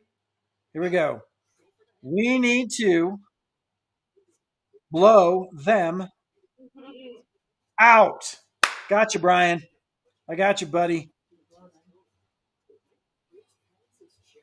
All right. DeVera says we need to score this drive to stop from slowing the game. Let's see what Mailman says. Shadur will win. Shadur's will to win is more than the entire team. You know, sometimes I think that too, man. But the defense showed up in that last series on defense. I'm going to give it to them. The whole game didn't look very good, but when they showed up, they showed up. 2 sacks in a row, 2 different players. We got to give it to them when they do it, and they did it.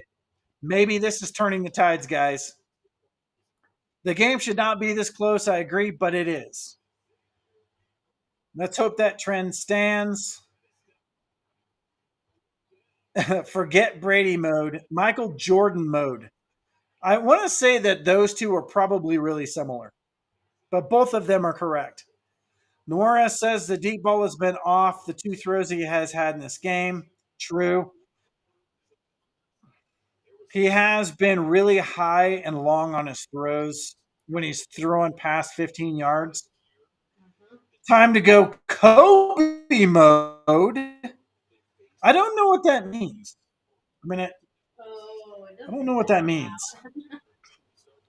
Kobe was a baller in late in the game, though. So Kobe mode is a good way to put it, too. All right, so we go. Shadur's hiking the ball. Oh! Go!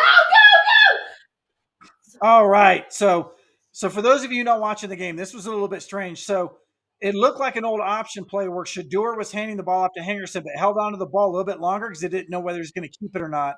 He ended up giving it to Hank. Hank got some yardage out of it. Here we go. Pass down in the end zone. Xavier Weaver had 2 defenders on him, couldn't come up with the ball. Wow. Who said heart attack mode? This is heart attack mode right here, guys. Good coverage from the defense. Second and goal. Shadur with Henderson in the backfield. Shadur is calling a play. Hang on a second. They changed the play. Henderson goes to the opposite side. Shadur calls the play again. Changes the play twice. Harrison moves to the opposite side. Ready? Play action to Henderson. Touchdown. Javon Antonio. Touchdown. Where was Javon Antonio. So my question is, was he a wideout on that, or did that have him as a tight end? I didn't see how he lined up, but I think he lined up as a wide receiver. But there's been a lot of talk about him being a tight end. No, he lined up as a wide receiver. He is. He's 6'4".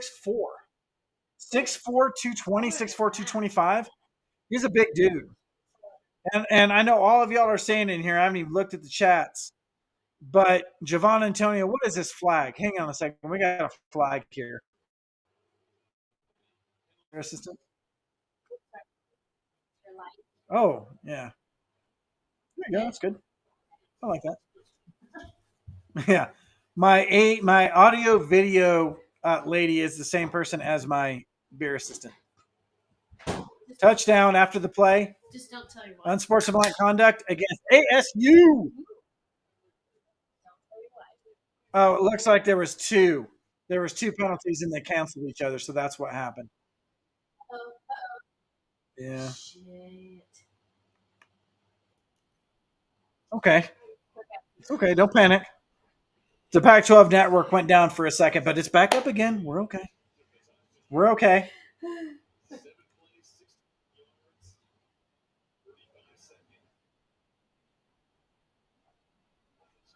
Yeah. So Nora says, "There's the big man, Javon Antonio, finally gets in there and really has a game-breaking move for us."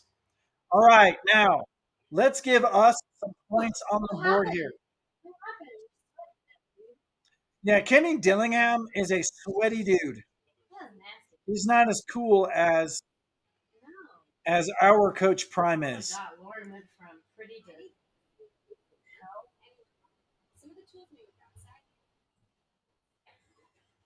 Say what?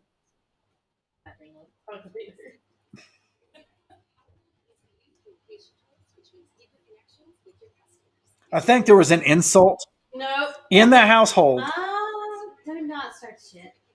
but we're not going to talk about it. We're not going to talk about it on a live. Talk about it in a video. Then you guys can comment on me. Yeah, we got the heckler in the household here. Our helmets are phenomenal. Love that gold. I agree. For those of you who haven't seen it, our gold helmets are. In fact, let me see. I already they're not on sale. So what? No, they're not going to have them for sale. I'm gonna change. I'm gonna see. I asked you if I could do it. Oh, is that right? Let's see. Let's see if I can pull this up for you guys. Except it doesn't have the. So that's what the face mask looks like. So if I can't get the helmet, I'll just get a black helmet and I'll get this Riddell face mask and put it on there.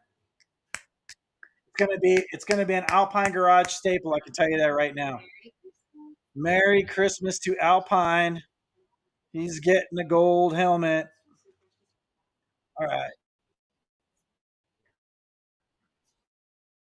Back to the. Let me refresh our stats here. What else do we have in the chat here? PH Pistols comes in and says, "Do you know where Juju is?" I don't. Juju has been a staple for us on defense.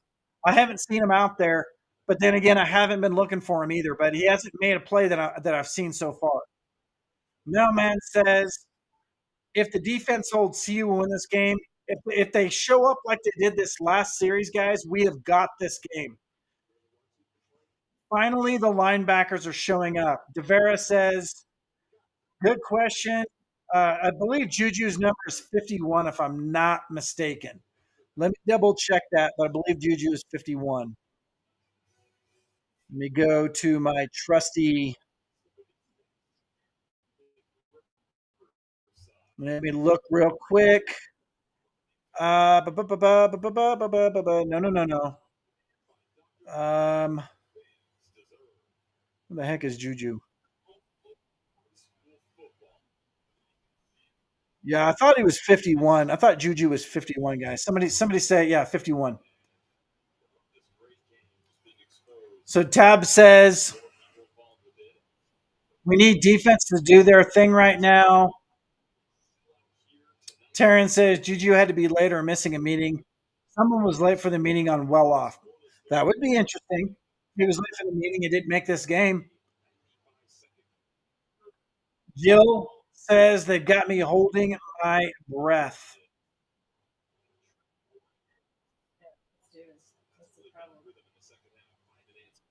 All right. Here we go, guys. We are on defense now. Yeah, tabs. I may do that. So I may actually buy a gloss black helmet, put a CU logo on the side of it, and then get that gold face mask. But it's going to end up in my garage, and it will end up in my garage by the next live, and I will be wearing it. I will be wearing it. In fact, ski season's coming up, and I'll probably ski in it because it'll double as my regular helmet. So, Greg, I'm telling you right now, man, I'm wearing that helmet. I'm wearing that helmet when we go skiing next. Um, what's not to love about being inside a real house during a game? All right, here we go. ASU throwing the ball. Yeah, damn it. They guys. completed the pass, but they got about 8 yards. We wrapped them up. We stopped them at 8 yards. I don't know. These wide receivers are physical, man. They're playing. The ASU wide receivers are playing. They want this game. We need bulk. Yeah, the slants. These slants are killing us right now. Chaz Wallace out there on the line. All right, here we go. ASU, one back, man in motion, hike the ball. Pocket is pretty clean. Oh, he got flushed out of the pocket and sack. We got a sack. Who is it this time? Look at that. D-Mac coming through. Derek McClendon. Sack for Darren McClendon. That is 3 separate edge slash linebackers that have gotten a sack in this game, guys. Very nice. Very nice. We said it earlier, didn't we? We said if we can get more sacks and keep playing what we did on Austin, we're going to win this game. All right. So now it is 3rd and 6. ASU looking for a play call change. Hands on hips. Or changing the play. ASU, Bourget has the ball. Hand off to Scattaboo. Scattaboo gets about 2.5 yards, 3 yards. Even though it was only 3 yards, guys, this Scattaboo character, man, every yard he gets is a hard fought yard. So they're going for it on 4th and 3. Going for it on 4th and 3. Oh, they jumped off sides. Yep. ASU jumped off sides. Their big man on the edge is sad. He is sad right now. We're going to see if they confirm it here. The refs are still kind of like, yeah, everybody saw it, guys. Why are we taking so much time on this? Oh, I know. Like, I don't even know what they're doing. I think they're playing. What is the new game on iPhone right now? What are the kids playing? Because I think that's what the. Oh, there he is. There he is. Kenny Dillingham. He's got the fist in the air. He's mad. Rose. Kenny Dillingham is getting excited. He's sweating more. Boss sweat. Good hair. We do. We have the best hair of any team. I will definitely say that. All right, they're punting now. ASU's giving the ball back to CU. Are we going to do not call a fair catch? He's taking it out. It's Weaver. Weaver's picking up some yardage. Weaver's at 30 yards. Weaver, one more. No. One guy to miss. One guy to miss that tripped up Weaver. Was it the punter that got him? Oh, my Lord. I think the punter got Weaver by the shoelaces. What a great run by Weaver. And good hair. Oh, and his hair looks so good with the gold. Woo! Yeah, baby. Was it the punter? It was. It was. The punter got him. He's got to do something. Punter got him. That was a good play by the punter. I'll give him that. I mean, Weaver had that, though. Weaver had a touchdown. All right, Shadur's taking the ball. Oh, no. Shadur got sacked again. Lost about 15 yards on the play. It's Green again, man. Green's got like his 3rd or 4th sack today. Oh, yeah, he had no chance on that. Got him right by the collar. Pulled him straight down to the ground.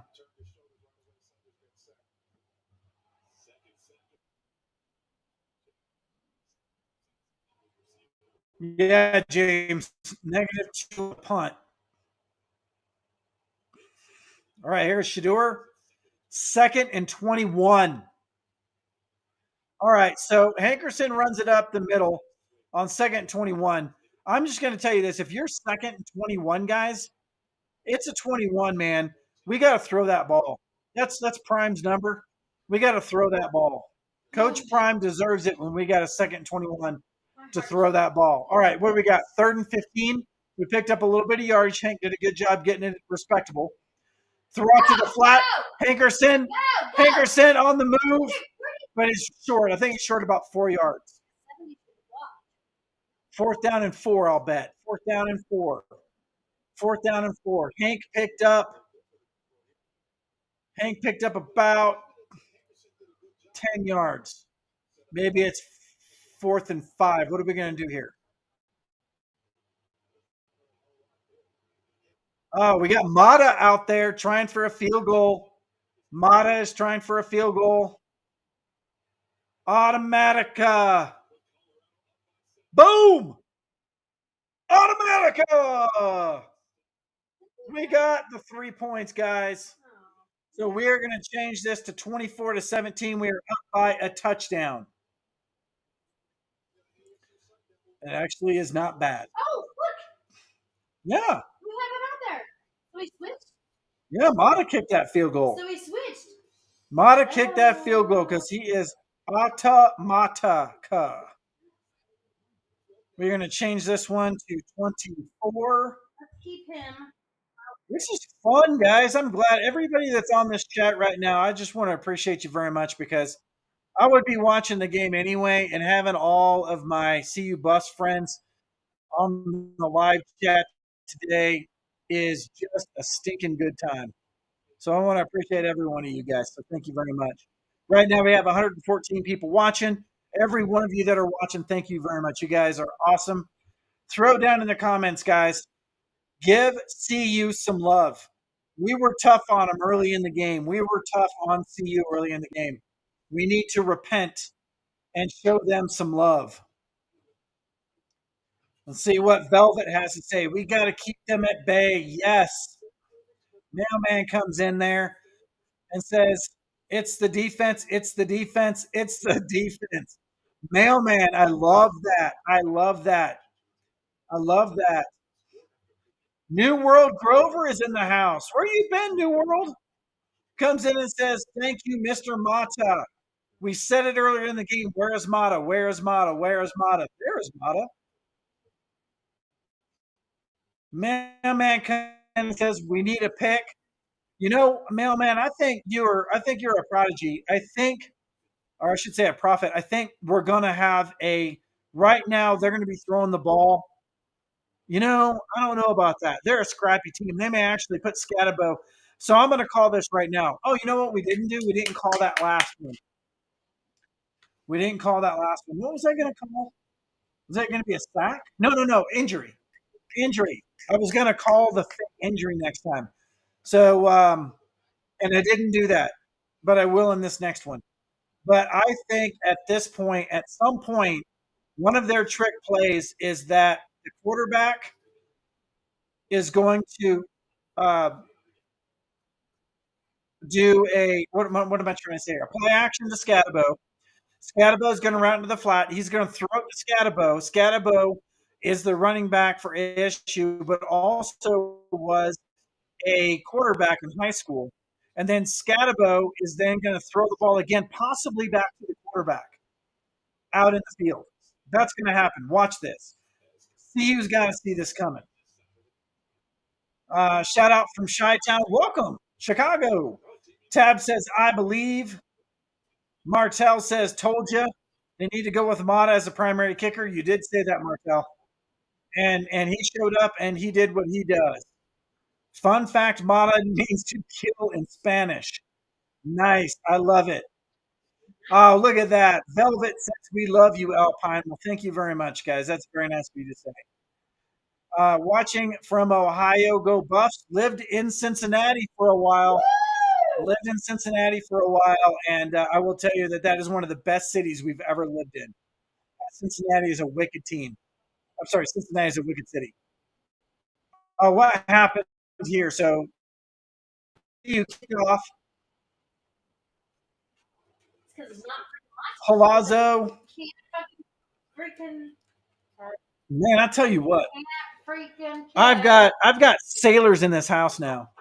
Wow. YouTube has a big beard. Holy macaroni. All right, so that was a horrible kickoff.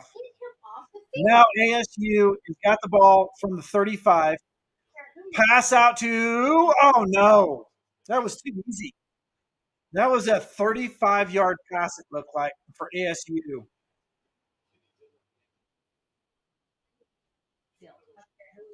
Who's covering him? Oh, McLean. Cormani McLean gave up a long pass. That's too bad. He looked like he was right on him, too. All right, pass out to the flat. ASU. Missed tackle.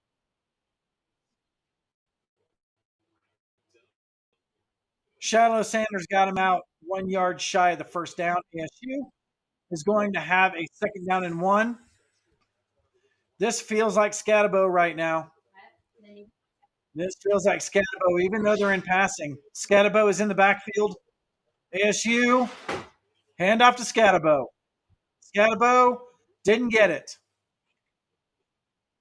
So I'm sorry. He must have been out a little early. I thought it was second one. It was actually second and like 5. Now it's third down and 3.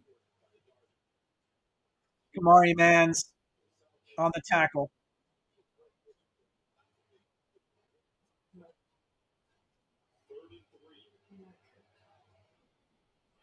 All right, Scatabo is the back. ASU is changing the play. 3rd and 3. Get off your knees, guys. Come on.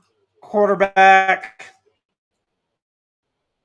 takes the ball. Scatabo's got the ball. Scatabo gets tackled. Scatabo gets 2 yards. It's going to be 4th down and like 1 or 2. 4th down and 1 or 2. That was Marvin Ham that made that tackle. Marvin Ham on the tackle.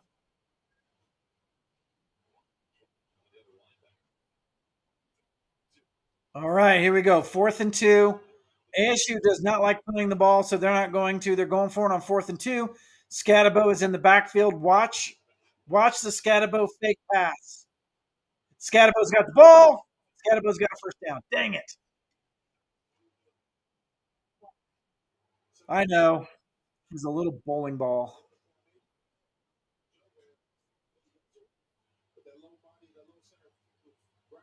Well, that's too bad. We had him too. They're on touchdown.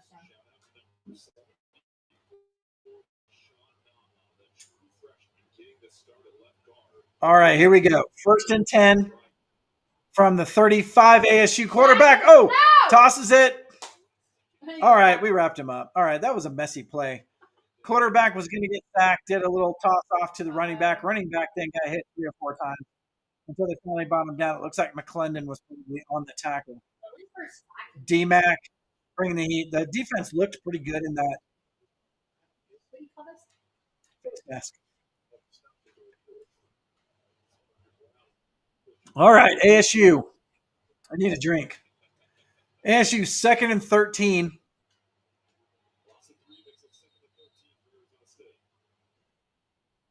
Arizona State takes a timeout.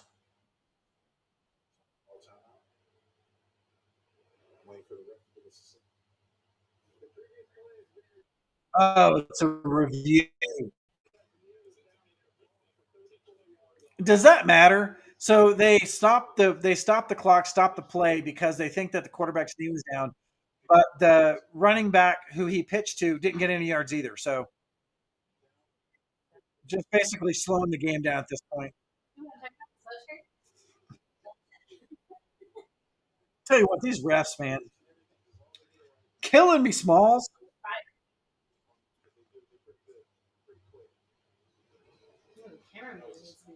So time left 7 minutes 4 seconds. 2, 1. And counting. ASU's got the ball. All right, ASU calling the play at the line. Nope. Quarterback. The ball. Sack him. Going back for the pass. Sack him. Big long pass over the top, way overthrew the receiver. Yeah, he actually split the wide receivers. There were two receivers wide open. If he had hit either one of them, it would have been a touchdown. So they got past the secondary pretty good. I don't know what happened on that, but let's look at that and see what happened to our defensive backs. Yeah, there's no way. Nobody knows who he was trying to get it to. Yeah, I don't know what was going on there. That was lucky, Devera said. All right, here we go. Third down and 13. ASU. Come on, guys. Get to him. Bring the heat. Bring the heat.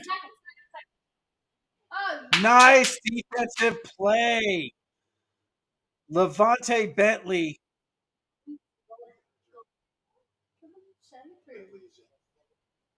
Levante Bentley broke up that pass. Nice. Nice, nice, nice, nice, nice.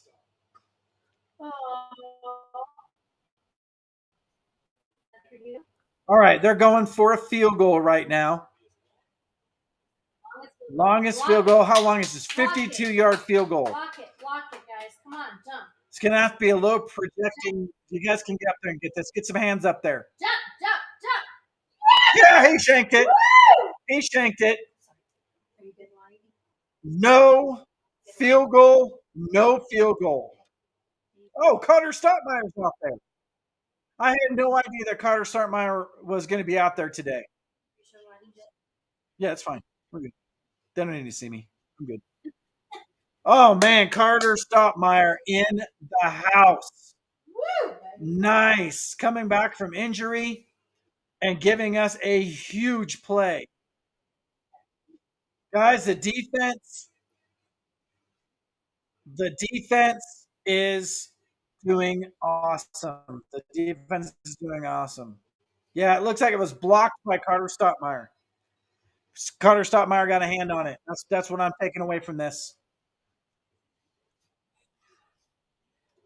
That's awesome. People coming back from injury and making plays. That's what we want to see. And the next couple of games, we're going to have all of our entire team back, including Travis. They're expecting Travis to come back after the bye, which is after the Stanford game. So we get Travis back. Carter Stottmeyer's back now. Alto is out right now for some reason, so he's not in. But we have a lot of depth at that receiving crew or at that running back crew. So it looks like Shiloh's been back all game. Shiloh's good gracious with that. You just go through the screen. Did you run into the screen? Sorry, guys. Shut the door. That 80-pound 12-year-old that I was talking about, that's the bull in the China closet? China shop? No. That's the buffalo in the China shop. That's my 12-year-old girl. She ran into the screen. Sound like a gunshot. Holy mackerel. All right. Carter is a dog. All right, guys. Now, let's get back in here and let's talk about what should we be doing. What should we be doing on offense on this particular drive? What should we be doing? Should we be running the ball? Should we just give it to Shedeur and let Shedeur do what Shedeur does? What should we do? You know, Shedeur, it seems like whenever we really get fire is when Shedeur starts running the ball. Shedeur ran the ball a couple of times in the last few series.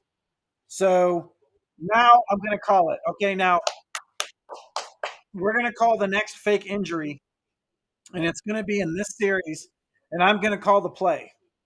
If we pick up 2 first downs, it's going to be on the play after the second first down is when they're going to fake an injury. Let's call it right now. Polo says Shedeur should run a few. I agree. All right, so here we go. Shedeur in the pocket, pass out to Javon Antonio. Are they going to give him the first? They're going to give him the first down on that. All right, so there's the first down. So right after the second first down, we're going to have fake injury. Shedeur Sanders in the pocket. He hasn't hiked it yet. They're changing the play. All right, he's going to take the. All right, he takes the ball, hands off to Dylan Edwards up the middle. Dylan gets about 3.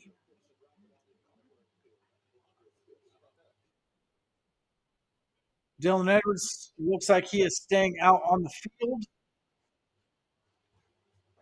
Still running Edwards up the middle, but he got some yardage on that. So there you go. We're probably 1 or 2 more runs from Dylan Edwards away from him breaking it. Shador takes the ball. Oh no, that was not good. He faked handing the ball off to Edwards, and then looked like he was going to run it, but that big dude Green right in the center, the defensive lineman Green for ASU, basically just shut it down. Shador took a sack. Are they going to count that as a sack? I don't know if they will or not. He didn't lose yardage, so maybe it's not a sack. All right, Shador is going to take the ball on a 3rd and 10. Shador in the pocket. Pocket's holding. He got flushed out of the pocket. Pass out to Javon Antonio. First down. Javon Antonio. Javon Antonio is the Miller of this game. Javon Antonio, yes, good job. All right, now we're 1st and 10, but we went out of bounds.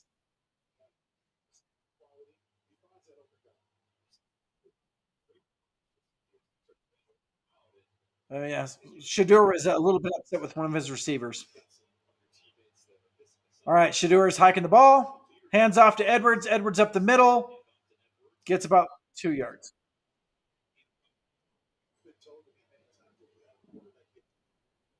He actually got 3 on that run. Give the ball to Hank is what people are calling for. Here comes Hank. You called it. Hank is in the game right now. What do we got for us? What do you got for us? What do you got for us, Coach? What do you got for us? Here we go. Come on, come on, come on. Shador up the middle. Shador gets about 3 yards. Guys, block him. Block him.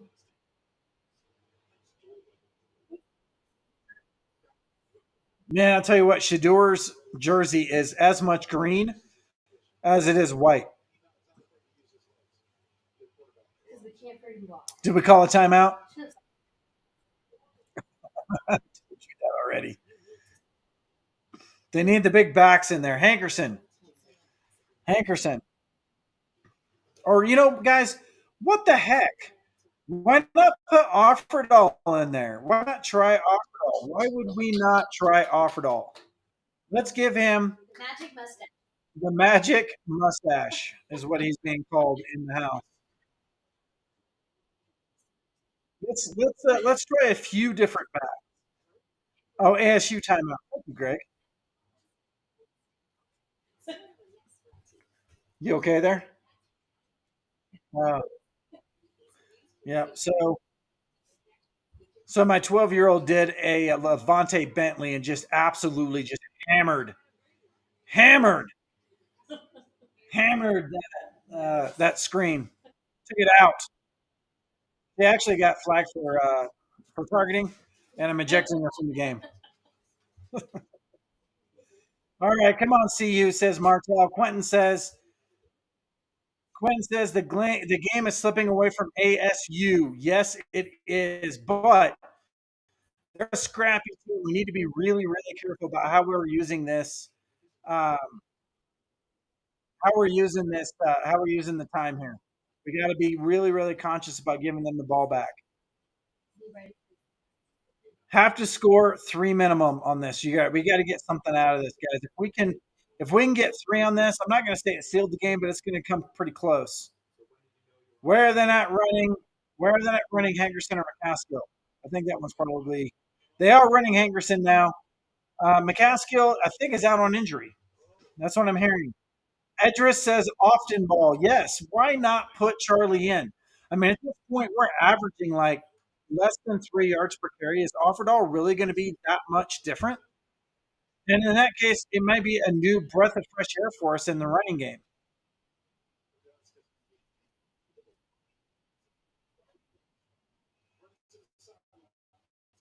We're showing Weaver's uh, punt return kick, run back. He looked really good on that play, man. We should just throw in Troy. Yes, I know he's not qualified. We could do that. Why not?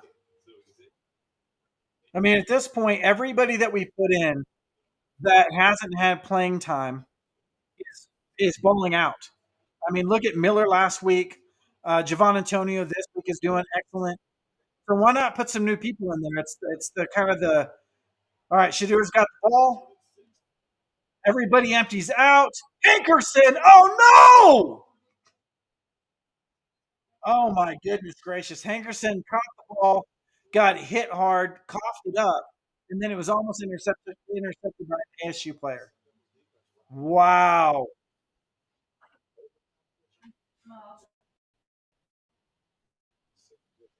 Oh, that's too bad. That is too bad. Hankerson would have had a good catch there, but it was a good defensive play. Hankerson just got racked. Okay, we are punting the ball. So 4th and 6, we are punting the ball back to ASU. Let's see how good we do on this punt. Let's pin him down deep, guys. Let's pin him down deep. Who's kicking? Did we just get a delay of game? We got a delay of game on offense. Our punting game is not that good that we're intentionally doing that to give the punter more room. So I know that ain't it. Out there? Because he's our punter. I don't know. Yeah, we'll punt this thing. So here we go. Punt. Come on, dude. Not the damn thing. All right. Punt. They're taking on the 6.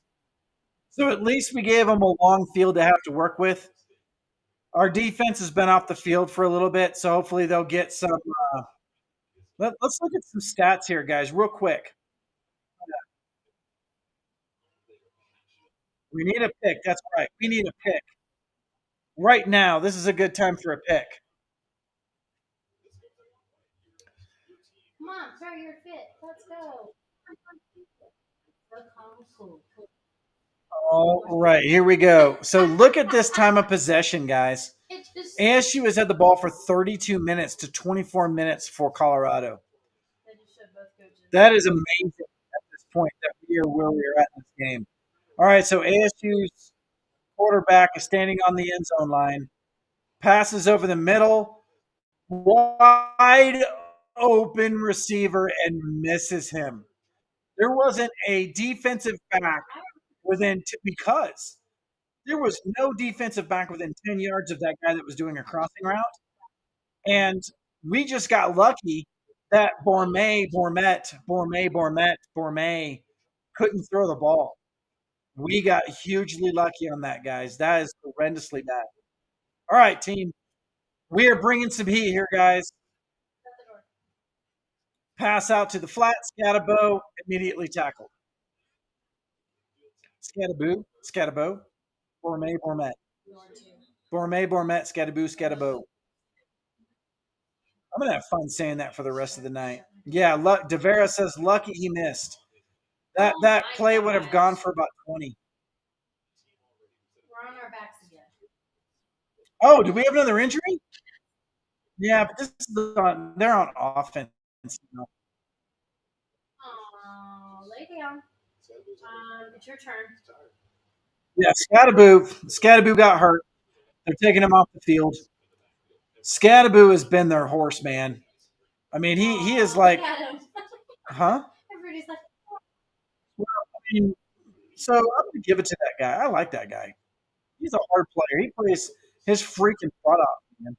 He's not the biggest dude out there, and he's definitely not the tallest dude out there, but he's got some heart. And now he's out of the game. We don't have to worry about him for a little while, so that's good.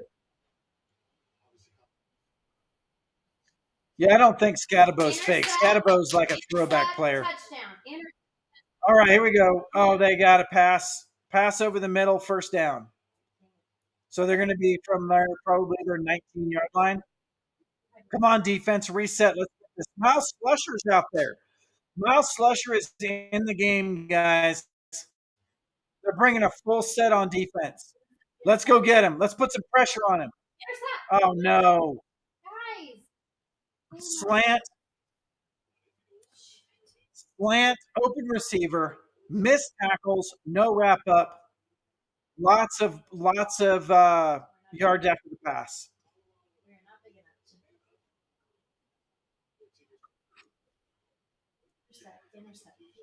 Here we go. Oh, man, they're lighting it up on offense. Another quick pass. They got about 7 yards on that one. ASU is rolling.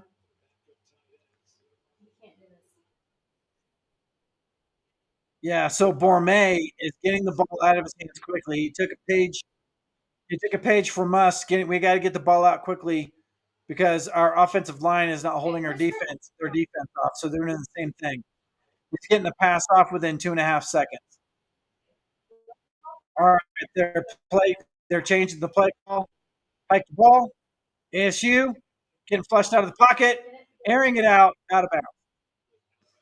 He's not taking the. He's not their quarterback. Bourmet is not going to take a sack. Oh, happy. No, they have to. They have to give the ball back. Three balls. Everybody gets the ball. Yep, a touchdown and 2 point conversion. But would they go for the 2 point conversion? I don't think they would go for the 2 point conversion, guys. I think they would throw it into overtime because it's been a pretty tightly matched game. All right, Barmay, another first down by ASU. No. Yeah, it is. It's yeah. No, it's where the The ball was on the other but it's, Oh, his Sanders. We have two Sanders. mhm. All right, Bourmet's got the ball. Bourmet releases again. Oh, again, open receiver, nobody around him. Would have been another first down. We had no defensive around, and he dropped the ball. So ASU is our best defense right now. On this play, ASU is our best defense. Oh, Coach Prime is mad. Who's he yelling at? Oh yeah, he is chewing out Cooper. He is chewing Cooper out like something fierce. Because Cooper was on the coverage there, and he basically left a wide open receiver, and was lucky. He was lucky that he was lucky that he dropped the ball because that would have been yet another first down.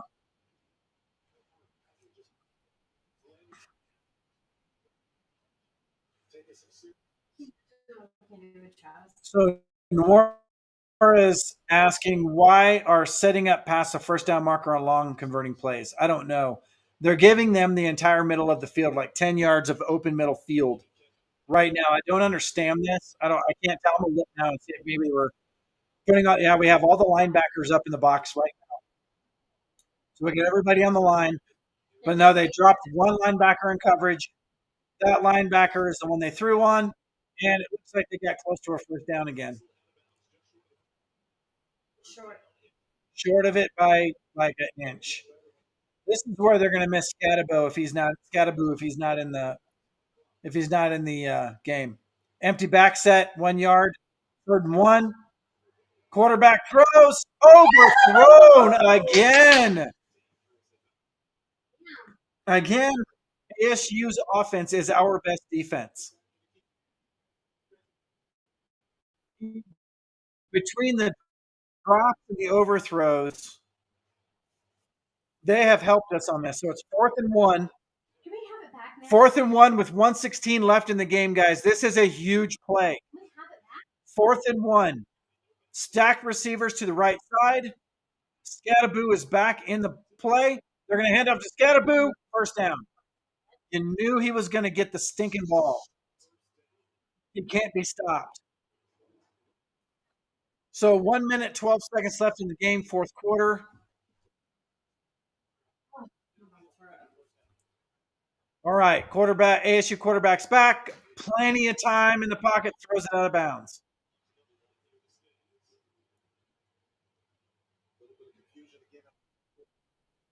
Coach is having a fit. coach is having an absolute fit right now. He is not happy the way the defense is playing. They're showing Carter Stottmeyer out there. All right, here we go. Bourmet, the ASU quarterback, is in. He's getting the play call. Okay, Bourmet has the ball, getting good protection, throws the ball. Nope. No. Oh, they're going to call us for pass interference anyway on Bentley. Are they going to give him that catch? So it looks like it was close on whether the receiver caught the ball, but it looks like they're going to call pass interference on Levante Bentley. He was still. He didn't. I don't think he had control of the ball.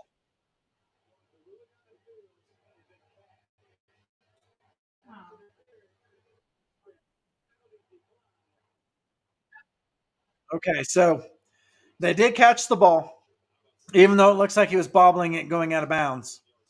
And they got Levante Bentley on pass interference because he had part of the jersey.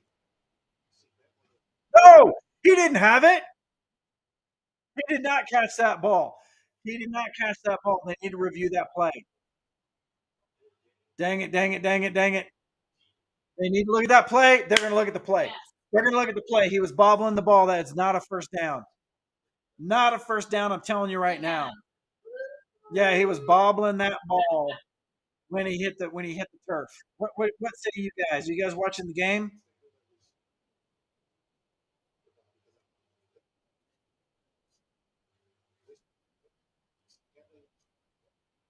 Yeah, it doesn't matter if it was a catch or not. I guess, Greg, you're right. If for some reason that wasn't a catch, they will not decline the penalty and they'll take the penalty and they'll still get a first down out of it. That's what I'm guessing is going to happen.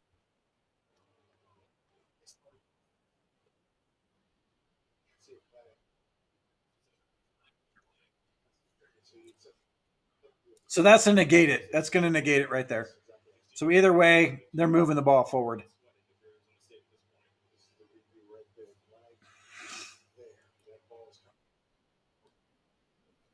Wow. What a game, guys. Holy moly. This is ridiculous. Let's look over here and see what we have over here. Come on. How many watch it? Yeah, I mean, at this point, it really doesn't matter. They're such idiots. They don't even know what they're looking at. Yeah, they do. They're trying to determine whether or not he caught the ball because they have to make this. They have to get this call right. Being an official, unfortunately, it doesn't mean anything to us.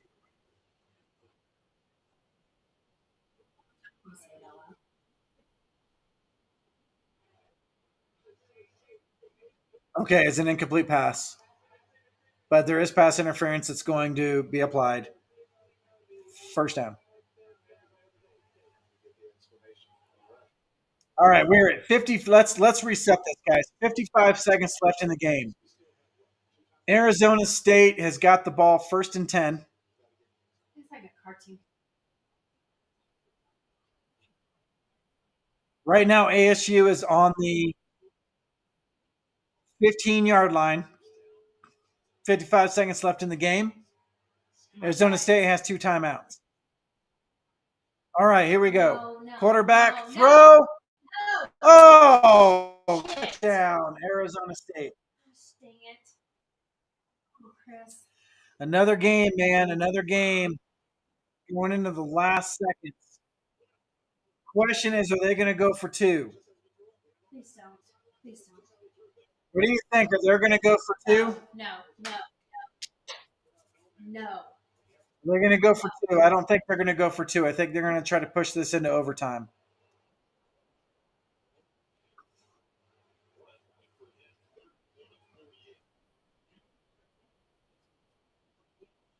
Bourget, watch for the fake. Watch for the fake. No, okay, there you go, man. They're a sneaky little team, man. I thought they were going to fake that field goal for a 2-point conversion. probably should. All right, guys, folks, people, buffs. We have less than 50 seconds. Got to make a touchdown. We have less than 50 seconds, and we have Shador Sanders, and we have Alejandro Mata. It's great. I'm trying to take a breath here. I'm going to take a breath just for a second. This is getting a little bit scary. We have to manage this clock. We've got this is where we're at. For those of you who are not watching, who can't watch the game at home, 50 seconds left. Colorado's got one timeout. Arizona State's got two timeouts. 2020, 24-24. We have Xavier Weaver back to run the kickoff. Question is, are they going to split it, or are they going to try to kick it through for a touchback? What are they going to do here? Arizona State is going to kick the ball. What are they going to do? They're going to try to kick it through the end zone, and they do. Oh, no.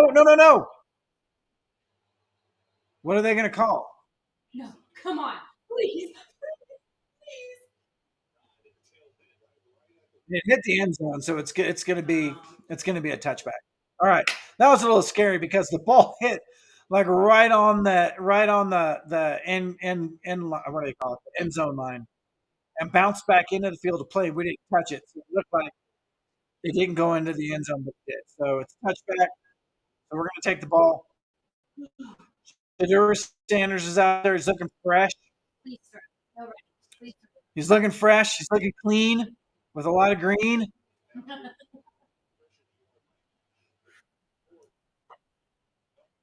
Green for the money and gold for the honey. Let's go. And green. Let's go. Green and green. Let's go. Come on, No, Shador. no! Shador. Huge pass. Javon Antonio.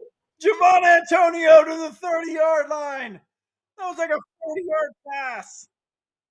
Holy macaroni. Shador and Javon Antonio. Javon Antonio is the Miller of this game.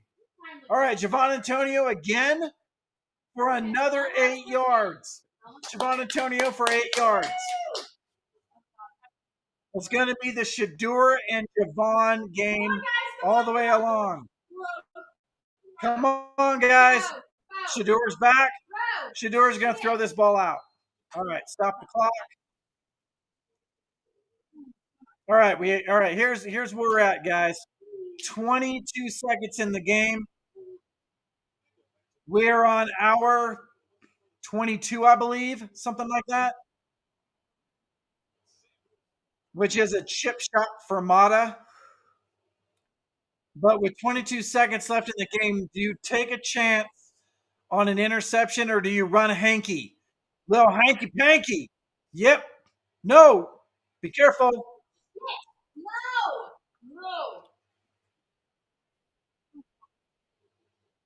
All right. So that was so Shador basically threw it to nobody in the middle of the field. I think Michael Harrison was supposed to be there. Can we punt? No, we don't want to punt. Hey. All right. Mata's out on the field.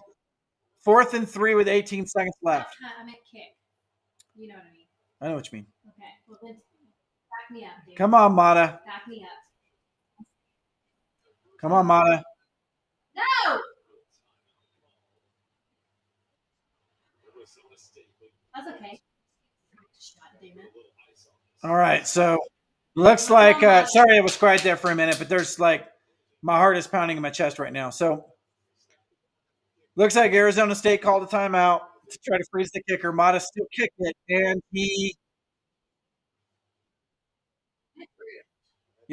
made the field goal, but obviously it was whistle dead. Okay, dude, you're good. That was just a practice shot. You got this. All right, coach is out on the field right now talking to Mata. You're my man. You got this. He says, you are Ata Mata. Got this, baby.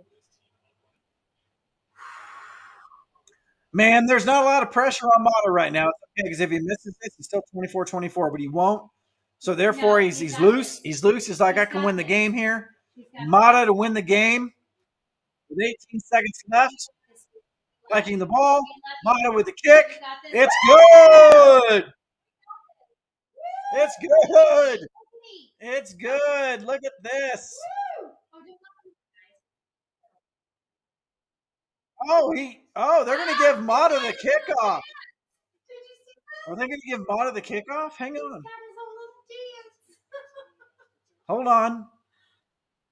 I don't know what I just saw there. I don't know if coach was out there giving Mata a push because he loves him or if he told him to stay out there and take the kickoff. Please take the kickoff. Please take the kickoff. Out there. Yeah, Greg, you're right. This coach is hurting. You can see it. Coach is hurting. Coach is hurting. Coach is hurting. He's hurting, but he's happy. Oh, look at him. He just said hi to him. Alejandro, you are an animal.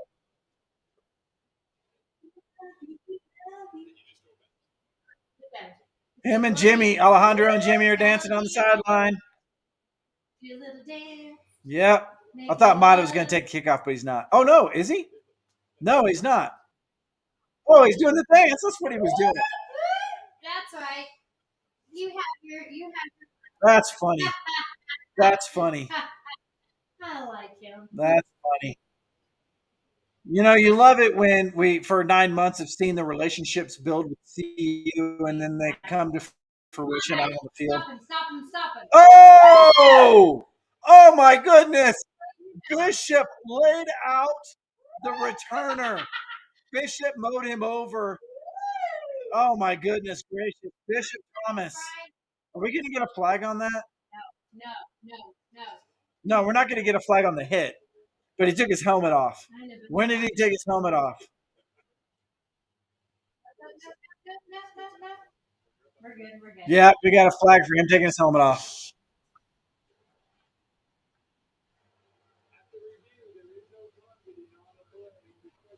Oh, no, they're not. They're not. No targeting on the play.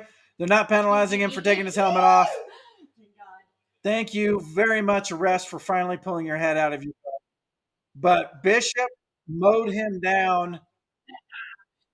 Oh, my goodness. That's awesome.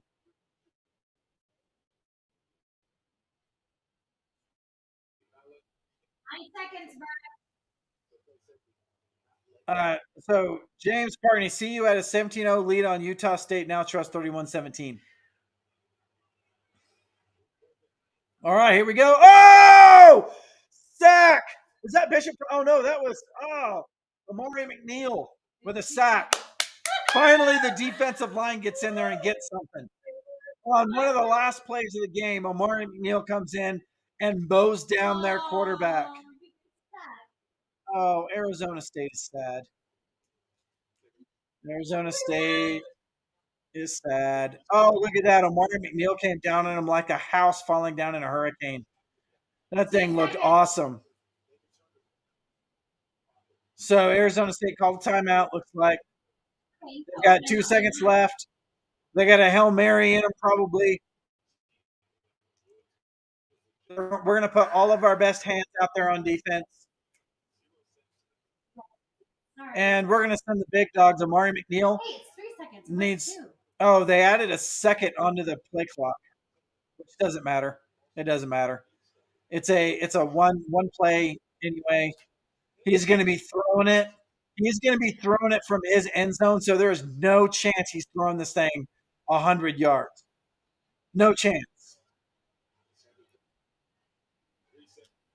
All right, here we go. Everybody's back.